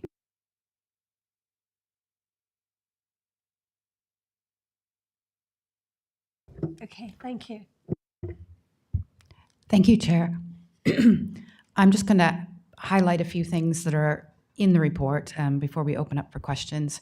So I have Liz Smith here with me as well. And of course, our Chief Executive, Michelle Sachs, has been very heavily involved in this process. So I'm sure she'll be able to help answer questions as well. This item is on your agenda because this reflects a decision that I'm going to be taking to Cabinet and asking for their approval for. I'll be asking Cabinet to agree to the recommended option, which includes an improved 3C ICT and digital, the lead authority of our partnership remaining with HTC, and also some new development specifically around digital services. So tonight, what I'm really looking for is your input into things that you would like to be taken along to that decision-making process at the Cabinet meeting, things you might like me to mention that you want Cabinet to consider.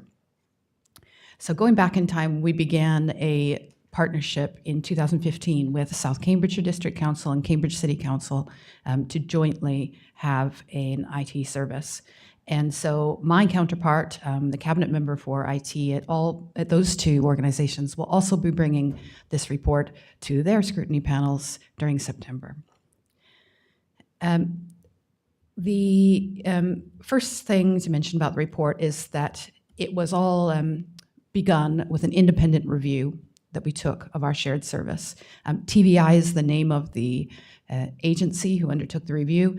They give us not just an independent view, but they also have a very wide experience of our peers and a perspective on where our service sits in the market, as well as best practice. It was really important to hear from them what they thought of our existing service. I hope that you might remember receiving an email asking for your opinions on the IT service. Thank you to those who filled it out.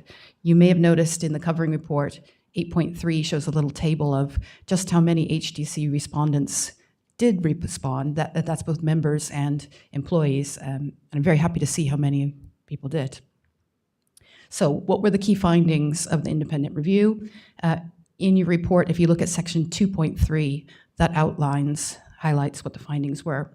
So first of all, that our operational ICT service is delivering a reasonably good service, that the ICT architecture as a state is generally well maintained and managed, that there has been generally good progress in sharing architecture and applications across the three partner organizations, that the core operational service delivery does have a few areas where improvements have been identified, and the next is that there's a general view that the governance model is not effective and needs a reset. And then the delivery of digital leadership and project capabilities is generating frustration with many varying expectations on what this service should deliver and a general view that it needs to be changed. So those are the key findings of the independent review. There are a lot more details about these findings in the appendix. With Becky, has already mentioned, is we would need to go into closed session if you want to discuss more detail on that. Once the results had been published or been created of this review, the three partners met to discuss the options available moving forward. And there were 7. All 7 are again outlined in that appendix, which you have. But in general, they vary from the option of doing nothing, changing nothing, keeping everything as it is, all the way to the other extreme of a full breakdown of the partnership and creation of 3 distinct IT services. But after lots of discussion and deliberation of all 3 organizations, all 3 agreed that their preferred option was to retain a partnership of the 3 councils, for HDC to remain as the host council for staff, some minor operational improvements, but then significant improvements in digital services, including the creation of a chief digital information officer. So that's quite a senior role. And between the 3 partner councils, our role is slightly different because we would be the employer of that senior person, but they would very much be the chief digital information officer for all of the councils and reporting to all 3 of the chief executives. So the reason why this was the preferred option, we think that it mitigates the risk of disruption to current services. We think it delivers the changes in a timely manner, and it delivers the greatest return on investment for the digital ambitions that all 3 councils have. So just in terms of a timeline, so I said 2015 is when the partnership was created. In April was when the review of the service began. Throughout the summer, the partners discussed what options were going forward. And then about a week and a half ago, we had an all-staff information session for the staff that work for the ICT service here in this room. And the ERG and union reps have been kept up to date on this progress as well. Tomorrow evening, South Cam's Scrutiny will be meeting to discuss the same report, and then Cambridge City later in the month in September.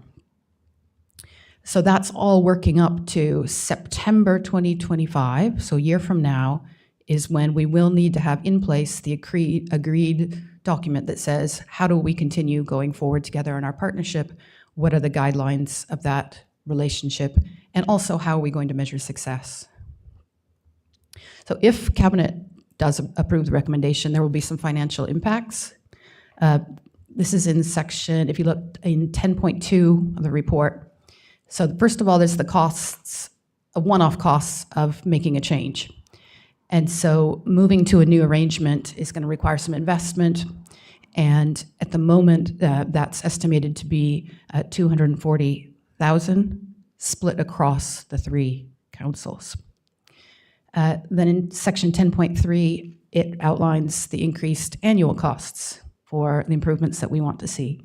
We don't know the exact number yet, that's still being defined, but each council is committing £100,000 in year to progress and enhance our digital capacity. But this ongoing cost is something that you will see when the next year's budget papers come to you in February. That is going to include an increase in the operating cost for the IT services. Just to give you some perspective on that, though, at the moment, across all 3 councils, the operations for 3C ICT is 8.1 million. And what we're proposing in the improvements would increase that to 8.4 million. So across the 3 councils, that's sort of the scale of the change that's being suggested. Let's see, there was one other point I wanted to bring out to you. I think the main thing for me is, so I'm going to be taking this to Cabinet to ask for a decision, and I would really like to know your thoughts, your perspective on things you'd like me to take along to that conversation to share. I think I'll leave it there for questions. Thank you. Are there any questions on this at the moment? Councillor Wells. Thank you, Chair. Reflecting on the challenge that you must have had in reaching agreement across the 3 council partners, especially bearing in mind different political leadership across the 3 councils in question, what was the process of arriving at the conclusions and agreeing way forward with the 3 partners, please? So you're right. It's an interesting puzzle to solve. You put 3 councils together. They have 3 different political groups in leadership. They're all ambitious, especially about their digital offer and how they want to provide services. So the process was we had an independent voice who gave us an opinion on what we have and what we could have and what our users were asking for. And that resulted in 7 different options, which are in the appendix. And then the partners together agreed to narrow that down to a few so that the independent reviewer could offer a bit more insight on just a few of those options. And then discussing together, both operational officers and the 3 chief execs spending quite a lot of time together discussing what their ambitions would be, we were able to agree a preference for the option that's before you tonight. Councillor Morton. Thank you very much, Chair. And again, thank you very much for all the work on this. I know that it's been a very lengthy period, and Michelle and I have had several conversations about 3C's ICT along the way. It's good to get a report like this, and I wonder whether moving forward we can go back to having an annual ICT report and maybe having the new DCIO come to this panel to report. I know, touching on the points that Councillor Wells has made, I think it's going to be very difficult moving forward trying to keep all three partners in the same, going in the same direction, with budgetary constraints across the area, especially in one of the three council areas. So I think by bringing it to this panel and discussing it on a yearly basis, we can just make sure that everything's moving in the right direction. If we need to have influence across the different council areas, then that would allow us to do that. Thank you, Chair. I think one of the most important parts of the steps moving forward in the next year is a one-year review of what's happened. So if the new partnership starts in September 2026, 12 months from then on, what benchmarks have we three agreed? How are we progressing against them? And so that's a key milestone reporting back period for me. In terms of having the oversight of what's happening, I hope in the appendix you had a look at some of the governance arrangements that have been suggested to try to make sure that some of that oversight is more regular and more codified in how it's undertaken. Can I just ask, you mentioned obviously partnership arrangements. What's the timescales for the partnership?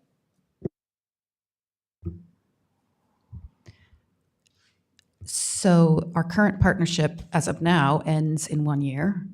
And I believe the proposal is that the next agreement would be for a further 5 years from 2025. That's how we've operated so far. So there was a light touch review in 2020, and now we're getting up to 2025. So this would be an extension to 2030. Are there any other questions? Councillor Wells.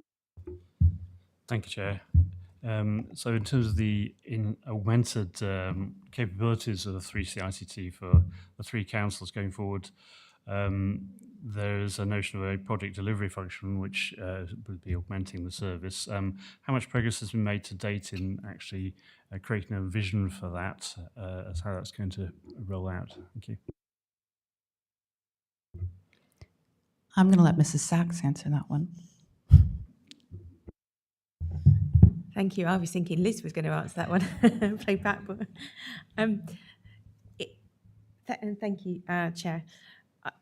In terms of the progress being made around project delivery, we are, which is I was going to Mrs. Smith, because there has been a coordination of the three councils in terms of our individual projects and how we bring that together so we can assess the digital needs, the digital skills that we need, and any additional resource or where that may be redeployed within the service.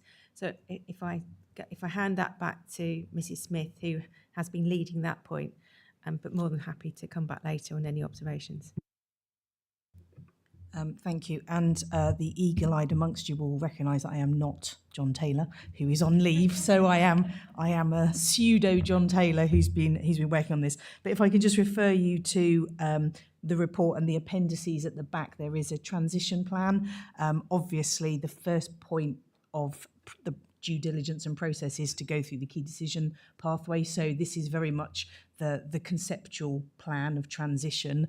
I will add to that almost agnostic of this process, a number of continuous improvement activities have been identified through the consultancy coming in, from the feedback from users, from members, from ICT staff as well. So, you know, if we don't even get an approval, we've actually got a continuous improvement plan, which is more tactical, around making sure that we deliver an IT service and digital service that responds much more to the user needs. There's reference a lot more to user-centric sort of relationships rather than it almost going into a bit of a black hole. No disrespect to ICT colleagues, but you tell us what you want, we go away, we come back, ta-da! And actually there needs to be much more of a live dialogue in that space to understand much better the service needs, the user needs, to be able to get a higher level of customer satisfaction. So there is a delivery plan, and as Michelle has said, it needs resourcing. You know, a plan is on like at this level is great. It's a schedule, but actually what the next step of the process is to actually drill into what capabilities we need to be able to deliver some of those activities and then understand what level of resource. But there will need to be a project delivery vehicle to make sure that all of that can happen. You know, it's not a small undertaking to review the governance by any stretch of the imagination, and we need to ensure that the governance actually, at whatever level that structure is relevant to the information it's being given as well. So there's a whole load of work and sort of analytical work to make sure that we've got the right KPIs and the right metrics and the right success criteria that can then service the new governance structure as well. So it's, I don't think anybody that's seen it has a problem with it across the different councils. The feedback has been very good. It's just a matter of getting through this key decision pathway and then pressing the go button. Just to come back and to conclude with that, I think one of the advantages that the review process has done, it has driven out the commonality that we had as individual councils that perhaps we weren't articulating in that partnership space, so that there was misconception as to what each partner is actually doing in that transformation, and particularly around digital improvements. So it has actually re-galvanised and indeed re-energised the overall shared services partnership. And in fact, the work that we've been doing around the 3 ICT element of that, we're now seeing replicated as the 3C legal services review, which is a much lighter touch, but we're seeing that replicated in terms of the good practice that we've been working towards through the 3C ICT element of that. Councillor Cawley.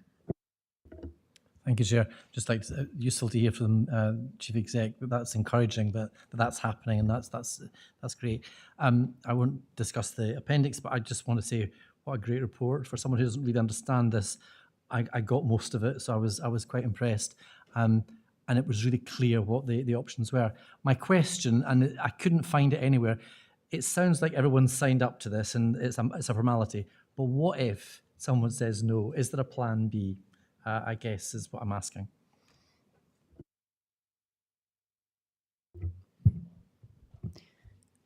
I think there's a very, very good chance that we have discussed this thoroughly between all the parties, both the political players and the chief execs, that I'm very confident. Is there a plan B? Well, we still have an existing partnership. It still has a year on it. If there are slight changes that need to be made, then those are things that we can discuss. But I think that the review has been so thorough that we probably already identified the things that all 3 partners felt needed to be improved. Can I just check? I notice actually that HDC is actually going to be responsible for the staffing. Bearing in mind that it's a 5-year contract, is this going to be a 5-year contract, or is this going to be a permanent member of staff? I'm going to let Michelle answer this one. Thank you. We already are the employer. So what this does is it continues the existing relationship. So HDC already is the host employer for the ICT staff. But presumably it's not a fixed-term contract if we've only got a partnership. The liabilities are contained within the partnership agreement. So should there be a dissolution of the partnership in 5 years' time, those end costs are contained within the exit arrangements that are already part of the original 2015 partnership agreement. And in fact, as part of the governance process, the exit arrangements are being reviewed again because they would have been prepared pre-2015 to sign the contract in 15. So as part of that, that's an action for those to be reviewed through that governance review as well. But there are exit arrangements in place should the partnership dissolve. So just like all of the departments in our council, some of the IT team are permanent, some are contractual if they're working on projects. It will be a mixture in the similar way that all of our staff are. Are there any other, Councillor Blackwell? Thank you, Chair. It's just a brief query on the new hire for the Chief Digital Information Officer. I appreciate this council will probably take the lead, but is the ultimate decision subject to consultation with the other partners?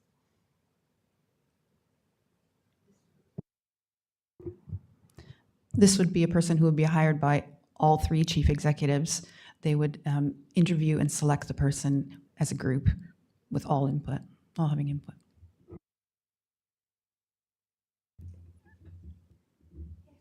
I think one of the key messages, which is sort of almost implicit in the report, is that other than the lead authority managing the pay and rations, there should be full equality and equity amongst the partners that are within that three council group. So it would be counterintuitive moving forward with this relationship if HDC was seen to be the deciding person to be able to make that appointment. There is very much more a collaborative and collegiate approach to moving the ICT delivery, both the sort of like the foundation stones and the ambition in the digital space, that allows one council to have more voting rights or more decision making in that process. So I think whatever the final model ends up being, it would be absolutely with discussion and agreement between the three chief executives and the portfolio members as well. If I may, please, Chair, and just to continue that, within the report, one of the references talks about how the relationship had evolved from 2015 from shared service to almost a contractual relationship. So the governance is about resetting that, exactly as Mrs. Smith has said, around a true shared services for that equality of outputs and resource.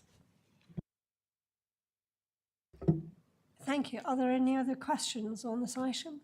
Excellent. So thank you for your time. We can move on to item 10.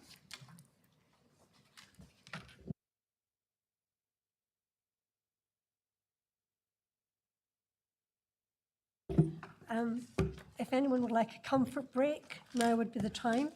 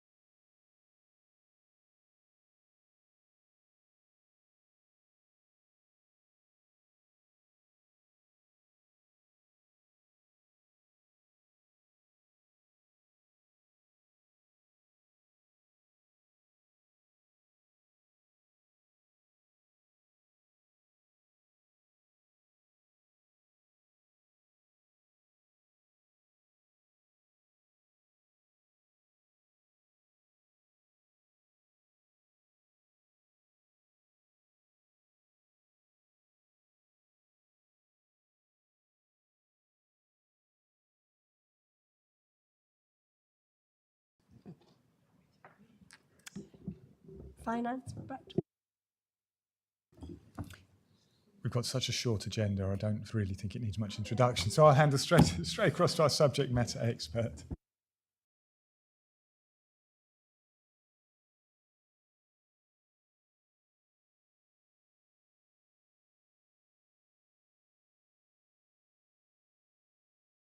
I'm sure we're all willing to get to our beds fairly soon.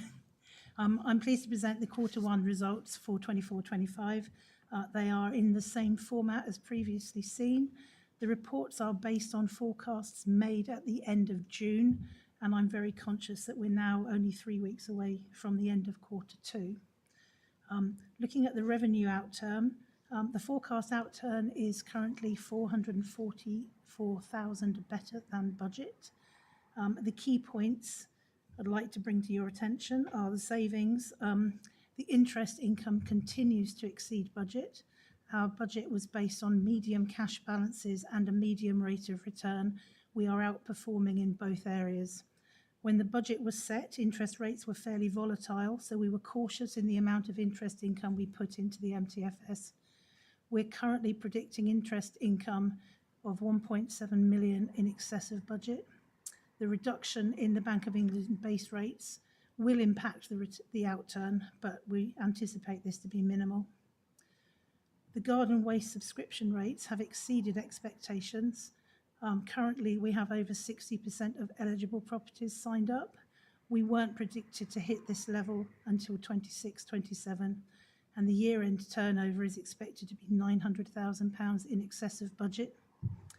The budget also includes inflated costs for utilities, particularly electricity costs. Hard rate negotiations have meant that we're expecting these costs to be below budget, with anticipated savings in the region of around £300,000 between Pathfinder House and Eastfield House. In terms of overspends, the employer's national insurance budget had been incorrectly calculated. The issue is now being corrected. This is arising from multiple changes to the national insurance from government and updates to computer systems, etc. The correction across HDC was around £350,000. The decision was taken to correct this in the individual services and show the resulting overspend in corporate finance, so that we weren't constantly asking services to tell us why they were overspending on their salaries. The HB subsidy continues to not cover all the costs leading to all the costs relating to the temporary accommodation, leading to anticipated increased costs of around £350,000. We're currently renegotiating the Phoenix Court lease. The results of that negotiation is expected to lead to increased costs going forward, but also payable, back rent payable.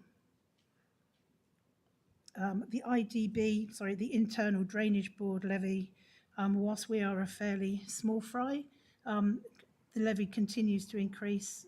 We're expecting a 10% increase on last year's cost. Last year's costs were 10% increase on the previous year's cost. Although this is only £50,000 to us, these used to be covered by the Revenue Support Grant. They're now expected to be funded by the council. The MTFS for 25-26 will reflect an ongoing pressure. Other forecast changes, I don't suppose it will have passed any of you by that we have created an additional forecast of £750,000 within the corporate leadership area. This is to provide funding for the community health and wealth strategy, which is one element of our corporate plan. Priority one, the improving the quality of life for local people. A paper is being brought to Overview and Scrutiny Committee tomorrow evening. The approval for this will be sought through the normal committee process, but we're making provision for the funding in the forecast, which demonstrating our commitment to meet our strategic objectives and evidences prudent financial management. We've also set aside £400,000 to provide for the new Customer Change Director post and the costs associated with initiatives which will improve the customer experience with the council. We set aside £200,000 to improve the business continuity measures, and as Councillor Davenport-Ray alluded to, we have committed additional funds to the digital provision, so we have included an additional £100,000 within the forecast for 3CICT. Turning to the capital outturn, the budget, when including rephasing from last year, amounts to £31.9 million. The current forecast is to spend £30.7 million this year. Of note, due to the planning application needing to be resubmitted, There is a saving currently of £2.2 million relating to Hinchingbrook Park, where the main works aren't expected to be started until next year. This underspend is likely to be rephased to 25-26. This is offset by overspends relating to projects which are funded by way of the Community Infrastructure Levy. Sundry debt continues to look good. The total owed at the end of June was £5.4 million, of which £3.5 million was future dated. However, I'd like to note that the debt over 300, there is a significant amount of debt which is over 365 days old. Within that, we've got commercial rent, which is a number of tenants, including a couple which are actually in administration. 3CICT, we have one of our partners that owes a number of non-business case invoices from a number of years ago. And we have one outstanding invoice for the Community Infrastructure Levy. I am investigating why these remain outstanding and what we can do to clear those. I'll pass over to Oliver to give you a briefing on the Treasury Management side. Excellent. Thank you. You threw me there. I thought you were going to do questions. This isn't the full report. This is a quarterly report, so we're slightly slimmed down this time. So there's not the full amount of information we'd normally expect. There's a few points I'd like to bring out.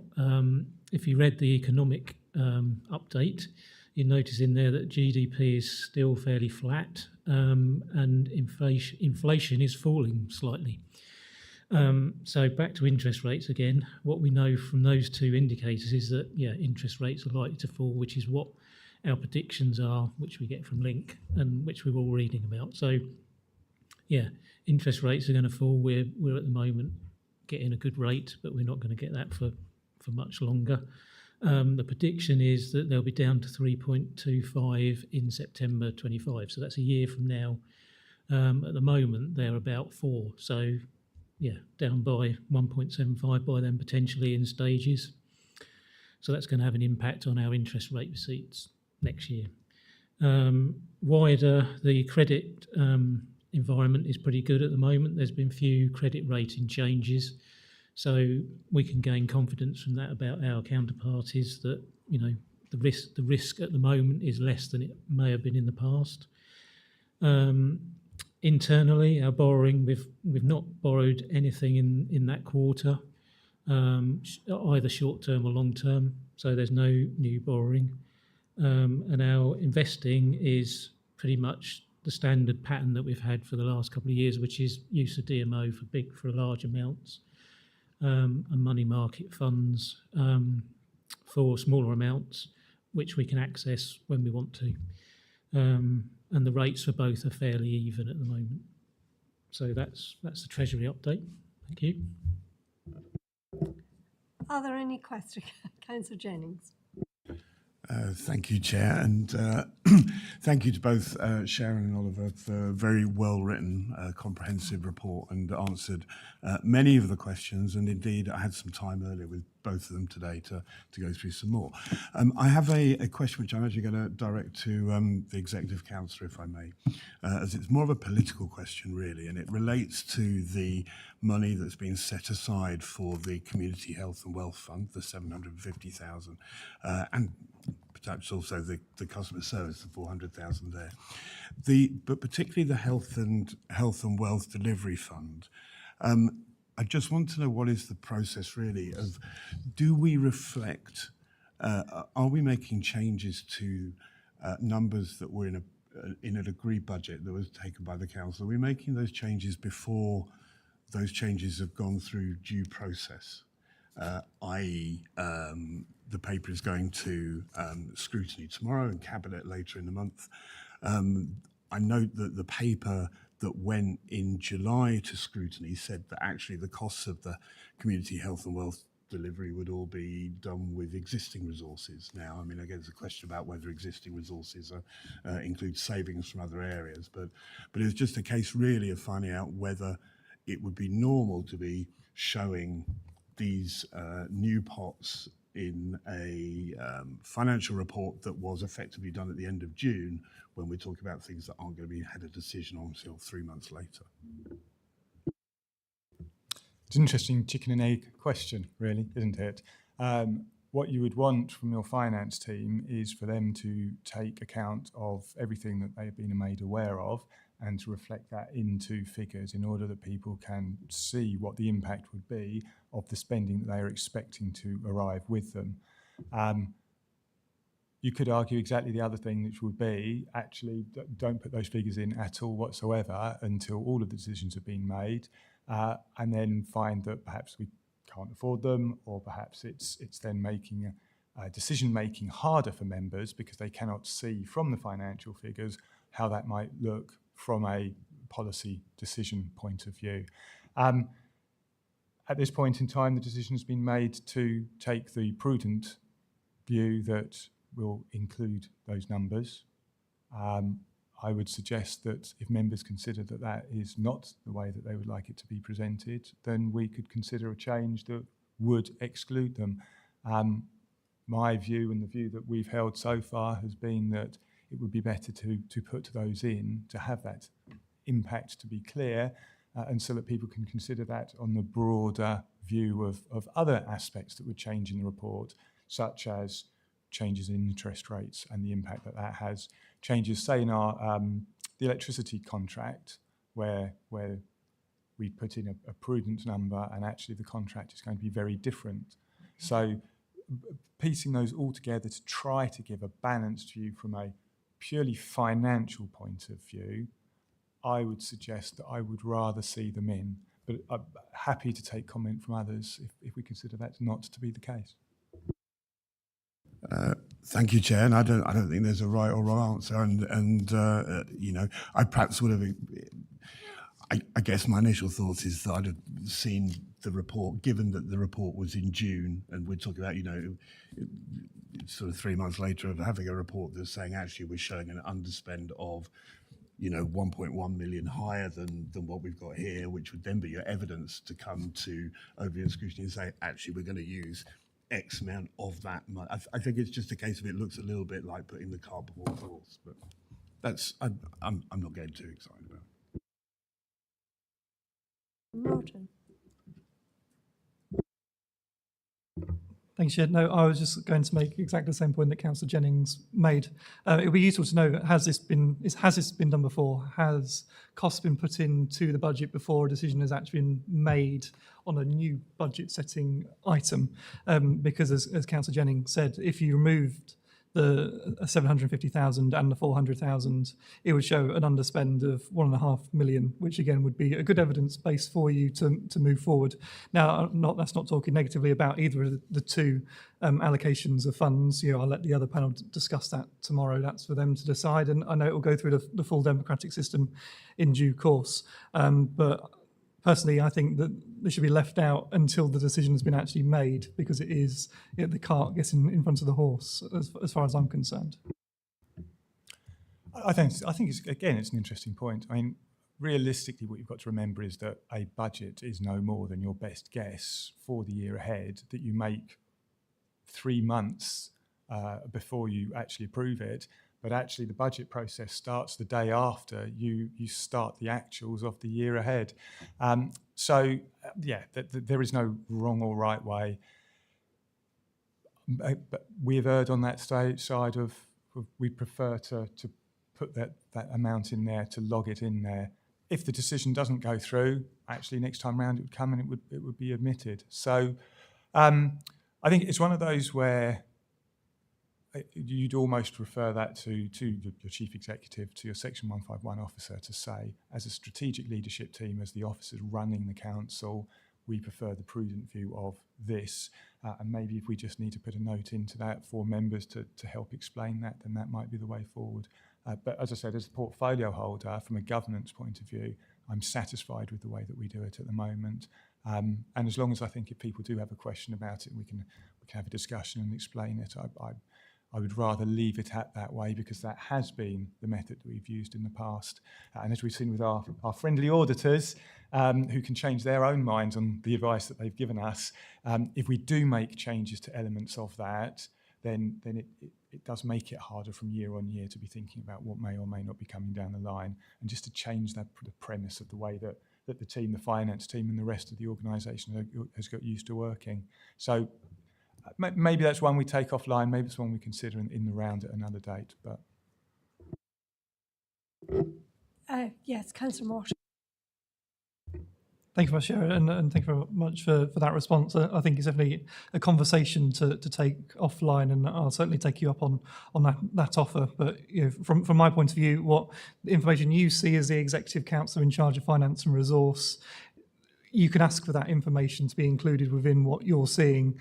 But as far as I'm concerned, and my personal opinion is what comes to this committee should be what the actual outturn is and what the forecast is based on decisions that have already been made by this council, not potential decisions that might be made in a month's time, 3 months' time, 6 months' time, whatever the case may be. That's just my personal opinion. As I said, I'm happy to take it offline and have that discussion with Councillor Jennings and yourself at a later date. Thanks, Chair. Just for clarity, have our external auditors suggested this is the way we should present the data? Is that what you suggested, or did I? No, it was right. Okay.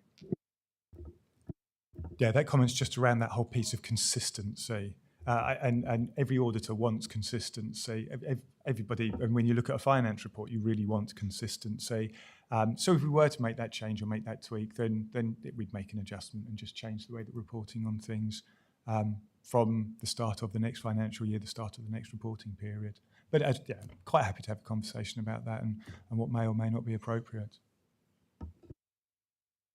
Are there any other questions? Okay. I have a question for Oliver about training. Yeah, provisional date is the 23rd of October, which is a Wednesday, 6 o'clock.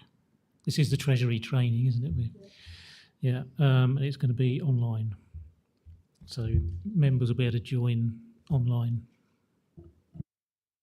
Will it be recorded just in case members can't, so we can actually pull it up? That's really helpful, actually. So 23rd of October. 23rd of October. Will you send an email round? Just confirm that lovely. Just to clarify, there will be an invitation coming around to you from Simon in the office, so that will be coming around shortly. Are there any other questions, observations? Okay. So we will move on, hopefully, to the final item. Yes, performance. Thank you. Thank you.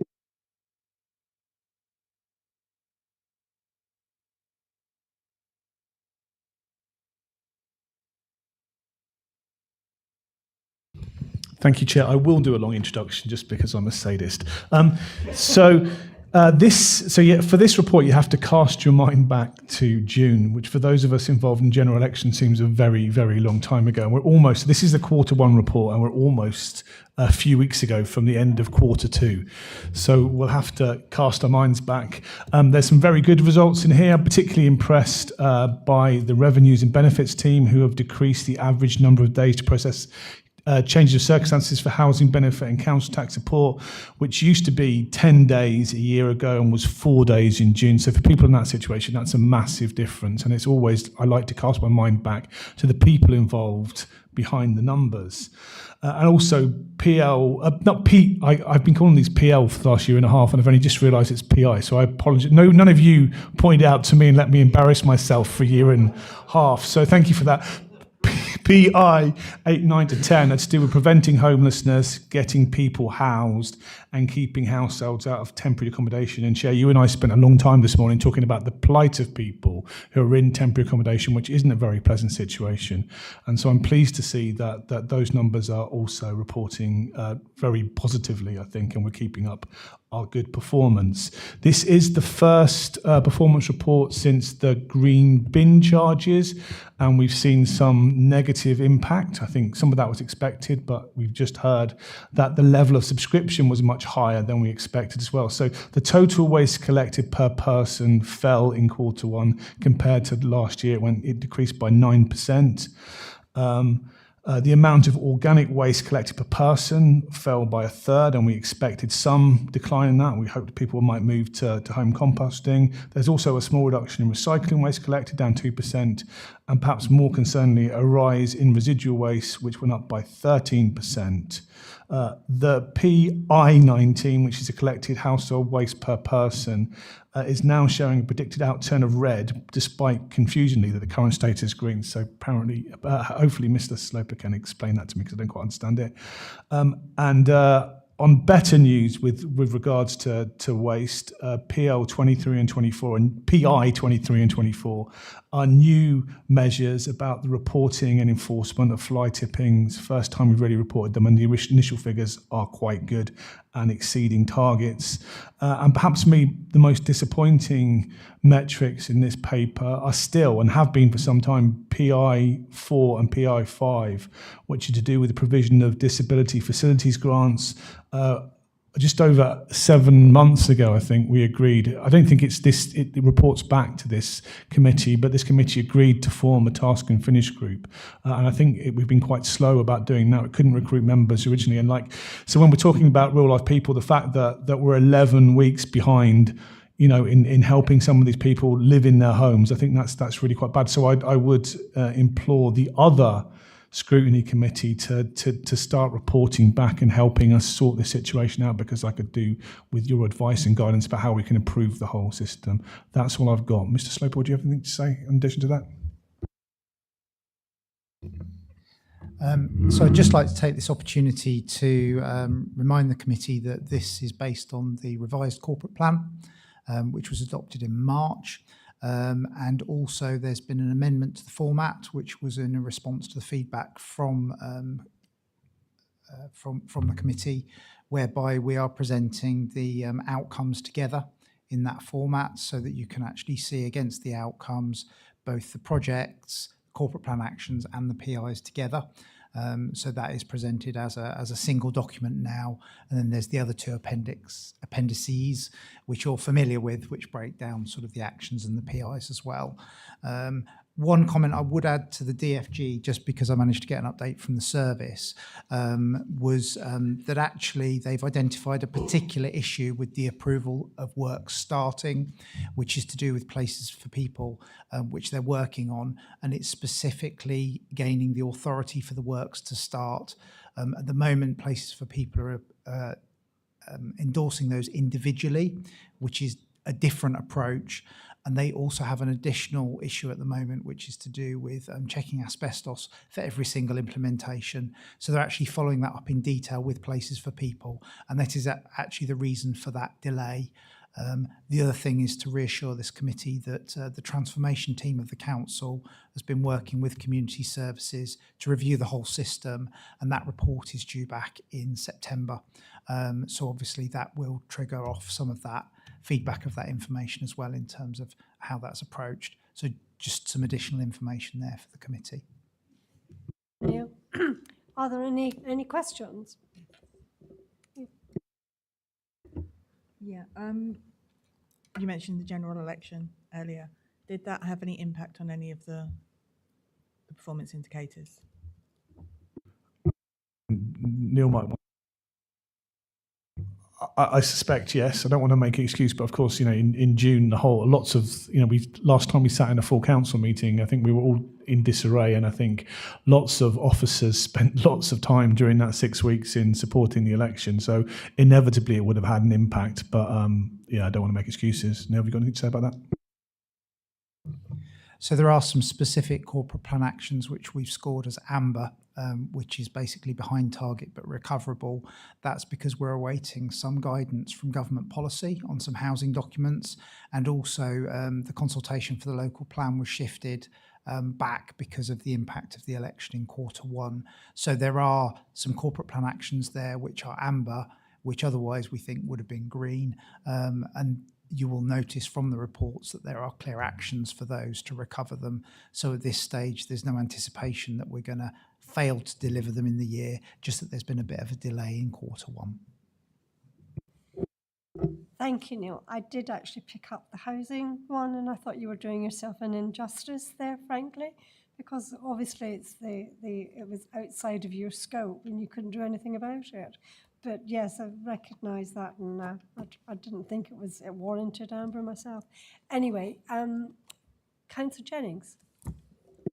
Thank you, Chair. Funnily enough, Councillor Ferguson, just before this meeting, I'd been talking to Councillor Martin about how this must be the year that I try and stop you calling it PL, because it's been driving my OCD a little bit mad. But I've just three brief questions on three PIs, if that's possible. On number 21, about the number of missed bins. I believe that's a lot higher than it's been for the last couple of years. Is that directly related to the change in the green bins, or is it a more systemic? So any change to waste collection does naturally cause some issues. Obviously, resident behaviour, we're all conditioned to a certain extent. The variation is actually 0.06% when you look at the quantum of the bins involved. So therefore, it's very minor given the magnitude of the change that we've achieved. So the anticipation is that will improve as the year progresses, because obviously we've been collecting bins from residents at request, as well, and people have been getting used to those additional services that we've been providing as a council in terms of the community collection for green waste as well. So in answer to your question, yes, there is a blip because of that, and we would anticipate that dropping. So if I was just doing them one at a time, if that was okay, Chair, thank you. On number 20, PI 22, which is the sampled areas clean of litter, detritus, etc. I'm sure I've asked this before, but I still haven't got a real handle on how many areas are sampled each month to get an idea of how good those percentages are or not. Afraid off the top of my head, I don't have that statistic, but what we can do is get a written response from the service for you and circulated through the committee. And my final one, thank you, Chair, is on PI 32, which I think is, from memory, staff turnover. Last year, we reported this as a cumulative number, and therefore it was a 12-month cumulative number. So the graph was much smoother, and it sort of showed the trends of how it's going. Showing on a monthly basis, obviously, there's a lot more spiking. It's likely to get in those amber and red areas a lot more easily. What is the rationale for changing how that's been reported? I would need to check with HR colleagues in terms of how we want to report it, but what I can reassure the committee is that we have discussed that as a senior leadership team in terms of the reaction taken, and we're actually discussing that with our management team to make sure that everybody's trained to follow up with the HR policies, but also look at those intervention levels. So there's a piece of work that's been triggered anyway with regard to that. But again, I can check with HR colleagues in terms of the reporting, because that obviously goes to the employment committee. Thank you, Neil. Councillor Gardner. Thank you very much, Chair. Just one question with regard to 23, PI 23, which is number of fly tips recorded. At the moment, it's classed as green, but the forecast status is amber. Why is that? Is that because down to the change in the bin collection across HDC? I would be interested to know. Thank you very much. I mean, I think it says in the narrative that it's a new measure, and they're being cautious about forecasting because there can be a lot of seasonal variation. So having talked to that team, I mean, I don't think they are expecting a huge impact from the green bin subscription team changes. So I've talked to them, and that's not their professional opinion, but we don't know at this stage. And I think they're just being cautious because they don't want to over promise and under deliver, I guess. Councillor Corley, did you? Yes. Thank you, Chair. Green bins, congratulations on your 60%, well done. I've got a question, and this has come up a few times. I don't know if we've asked this before, so excuse me if I'm repeating myself. Have we noticed an increase in the weight of our grey bins as a consequence of the charge? Those people who haven't paid, are they stuffing it in the grey bins? And do we know, is there a knock-on impact and this is only anecdotal, every time I'm in the Alconbury tip, that green bin hopper looks, it's up here. Our county experiencing an uplift in the volumes they're having to deal with as a consequence. And you may not have an answer off the top of your head, so I'm more than happy for you to come back at a later date. So we do report weight. So I guess the weight collected for the grey or black bins has increased. We've seen that. So I guess that could be in relation to people stuffing more in. Yes, I don't know about the answer to the county council household recycling centre question. It's a bit early for the county council figures in terms of their volumes, but we can get the waste minimisation to report them back to the next committee because you've expressed the interest. There's no problem. They share that data, but there's a little bit of a lag. And yes, the peculiarity of waste is that it's measured by weight. And so therefore dry recycling is relatively light and green recycling is relatively heavy. So therefore you will see that disproportionate impact that Councillor Ferguson has referred to when we look at those performance indicators.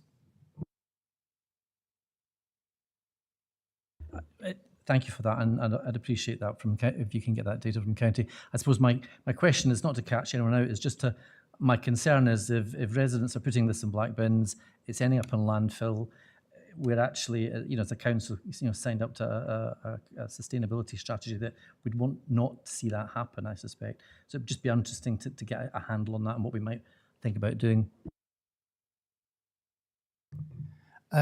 Because I've had the pleasure of the intricacies of waste at this council previously, we actually have something known as a dirty MRF with regards to processing of our residual waste. And so therefore a proportion of green waste is required within that process, and actually there is a recycling process within the residual waste so that actually is dealt with and recycled as part of that process. So to reassure the panel, everything that possibly can be recycled out of the residual waste through the disposal authority, they do through that process. So it doesn't automatically go to landfill. The way that they process the waste means that a proportion of that is actually recycled. I love the name, actually. It's just quite amazing, that one. Councillor Catman.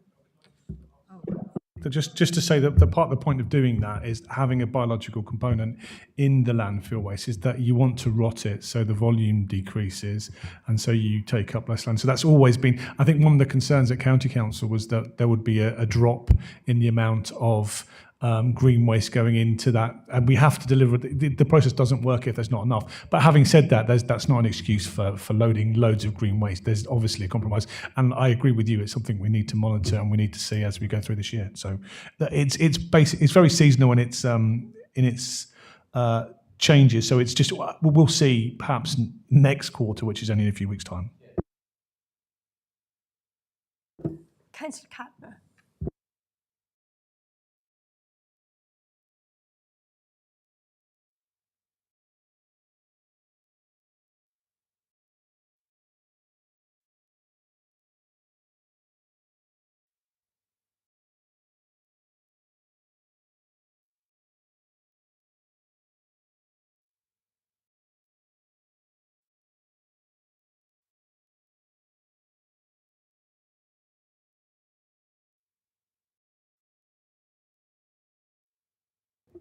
So I'd encourage Councillor Catmull to have a look at how these reports were a couple of years ago. I think we've put a lot of effort, and personally, you'll get used to it. Is my piece of advice. I think they're a lot better. And unfortunately, we've lost Dan Buckridge, who was the person who's done all the work, has gone to work for the Combined Authority, which is a great loss. So I think our ability in the short term to make lots of changes to this report is limited. But I think we've got to come a long way, and I think most committee members would agree that it's a lot better than it used to be. And actually, I quite look forward to reading Appendix B. It's my favourite one because you don't have to read words, do you? Not necessarily.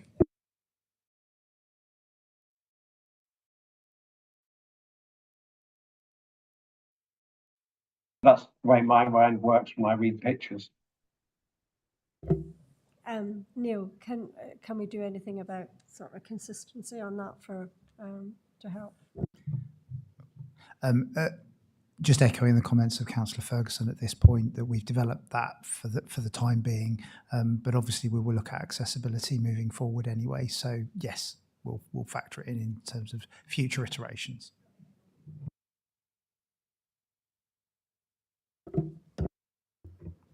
Thank you very much, Chair. And I'm sure it will be no surprise to Councillor Ferguson that I'm going to talk about some of the performances completely outstripping the targets that we've set. And I've counted that there's 7, 8, 9, 10, 14, 15, 22, 24, 26, 27. So of those 10, I know that I've raised 5 of them when we set the target, saying that the targets were far too low. And surprise, surprise, it's come to fruition that they were extremely low. In particular, the one that I'd like to raise, so that was just more of a comment that I seem to make at every one of whenever this report is brought to us. But the one that I want to talk about is PI 27, which is his own, I believe, is his own portfolio. I know when we went through the setting of these targets, that the reason that this target was raised to 5 minutes was because of the green waste charge, and that we expected significantly more phone calls as a result. But it seems like we are really we're doing significantly better than we did even last year. So obviously that hasn't happened. And at the last ONS meeting, there was a paper that came to us talking about how we're trying to move away from the phone being the first point of call to HDC, which I'm sure wasn't a new idea that turned up 2 months ago. So why was that not factored into this target? Because all it's showing at the moment is that we're doing extremely well, when in reality, how do I know that we are doing extremely well? Because this target is extremely, the target that we've set is very, very high in comparison to the performance that we made last year, let alone the performance which we've got this year, which is significantly better than we did last year. So it's just a recurring issue that I don't believe that some of these targets are set high enough. We need to be challenging ourselves and our staff a little bit more.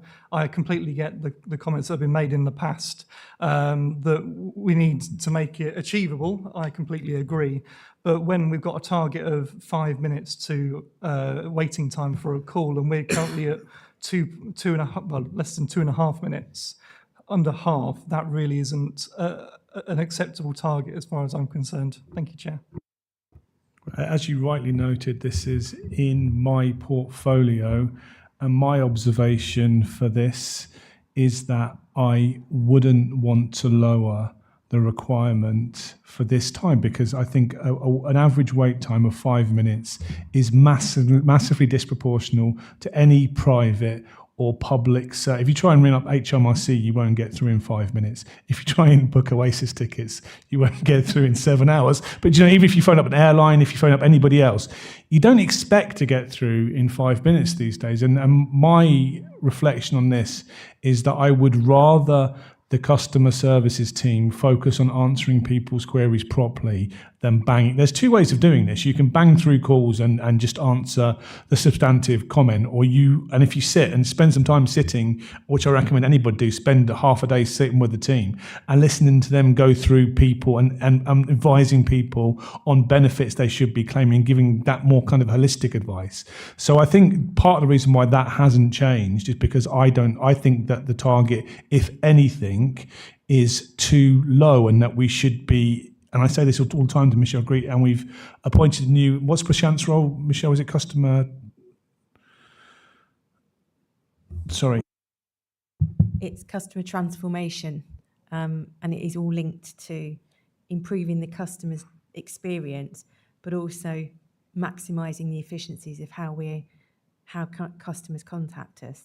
So again, it's that duplication, triplication, quadrication in some places, and also being mindful that actually some customers don't want to ring us during office hours Monday to Friday, and they'd rather go online at 10 o'clock on a Friday night and sort what they need sorting out. So that's Prashant's role. And in fact, we've got Prashant is our first speaker. So, I've talked to various of you around having a monthly briefing for members on a wide range, not scrutiny, just here's an interest topic for all 52 to take part. Because of that topical area, we thought Prashant would be a good introduction. It's an opportunity for all of you members to hear from him in that role. So I'll just flag that up. I think that's October. It's going out. I think it's already gone out in diaries. So there's your opportunity to come and talk to him and and ask him questions there. But I spoke to him I met him for the first time this afternoon and spoke to him for about half an hour about exactly this and just expectations. He's tremendously experienced, and I think these are the conversations we need to have about, what sort of service you want to deliver, rather than setting arbitrary targets. So, I mean, I know you've got lots of examples. That's a particular one that I disagree with, but it's. I think what we can say for most of these targets is the real.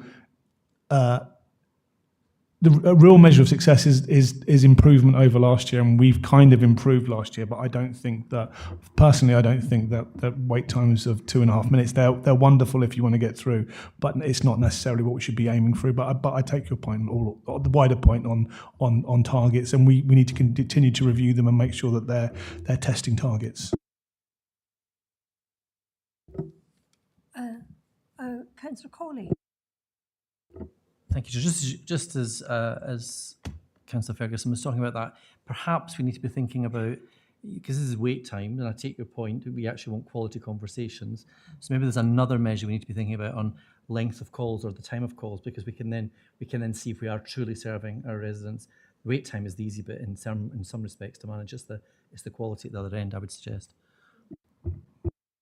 Councillor Martin and I have both discussed and would approve of having some sort of distribution where we look at average isn't really a very meaningful content, because it could be some people are sat for 16 minutes. Now, Michelle has that data.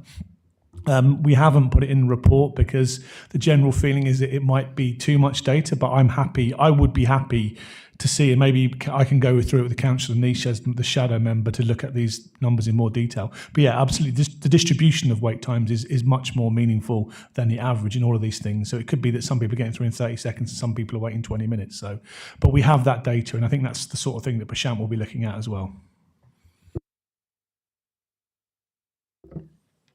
Are there any other questions? Oh, Councillor Morton.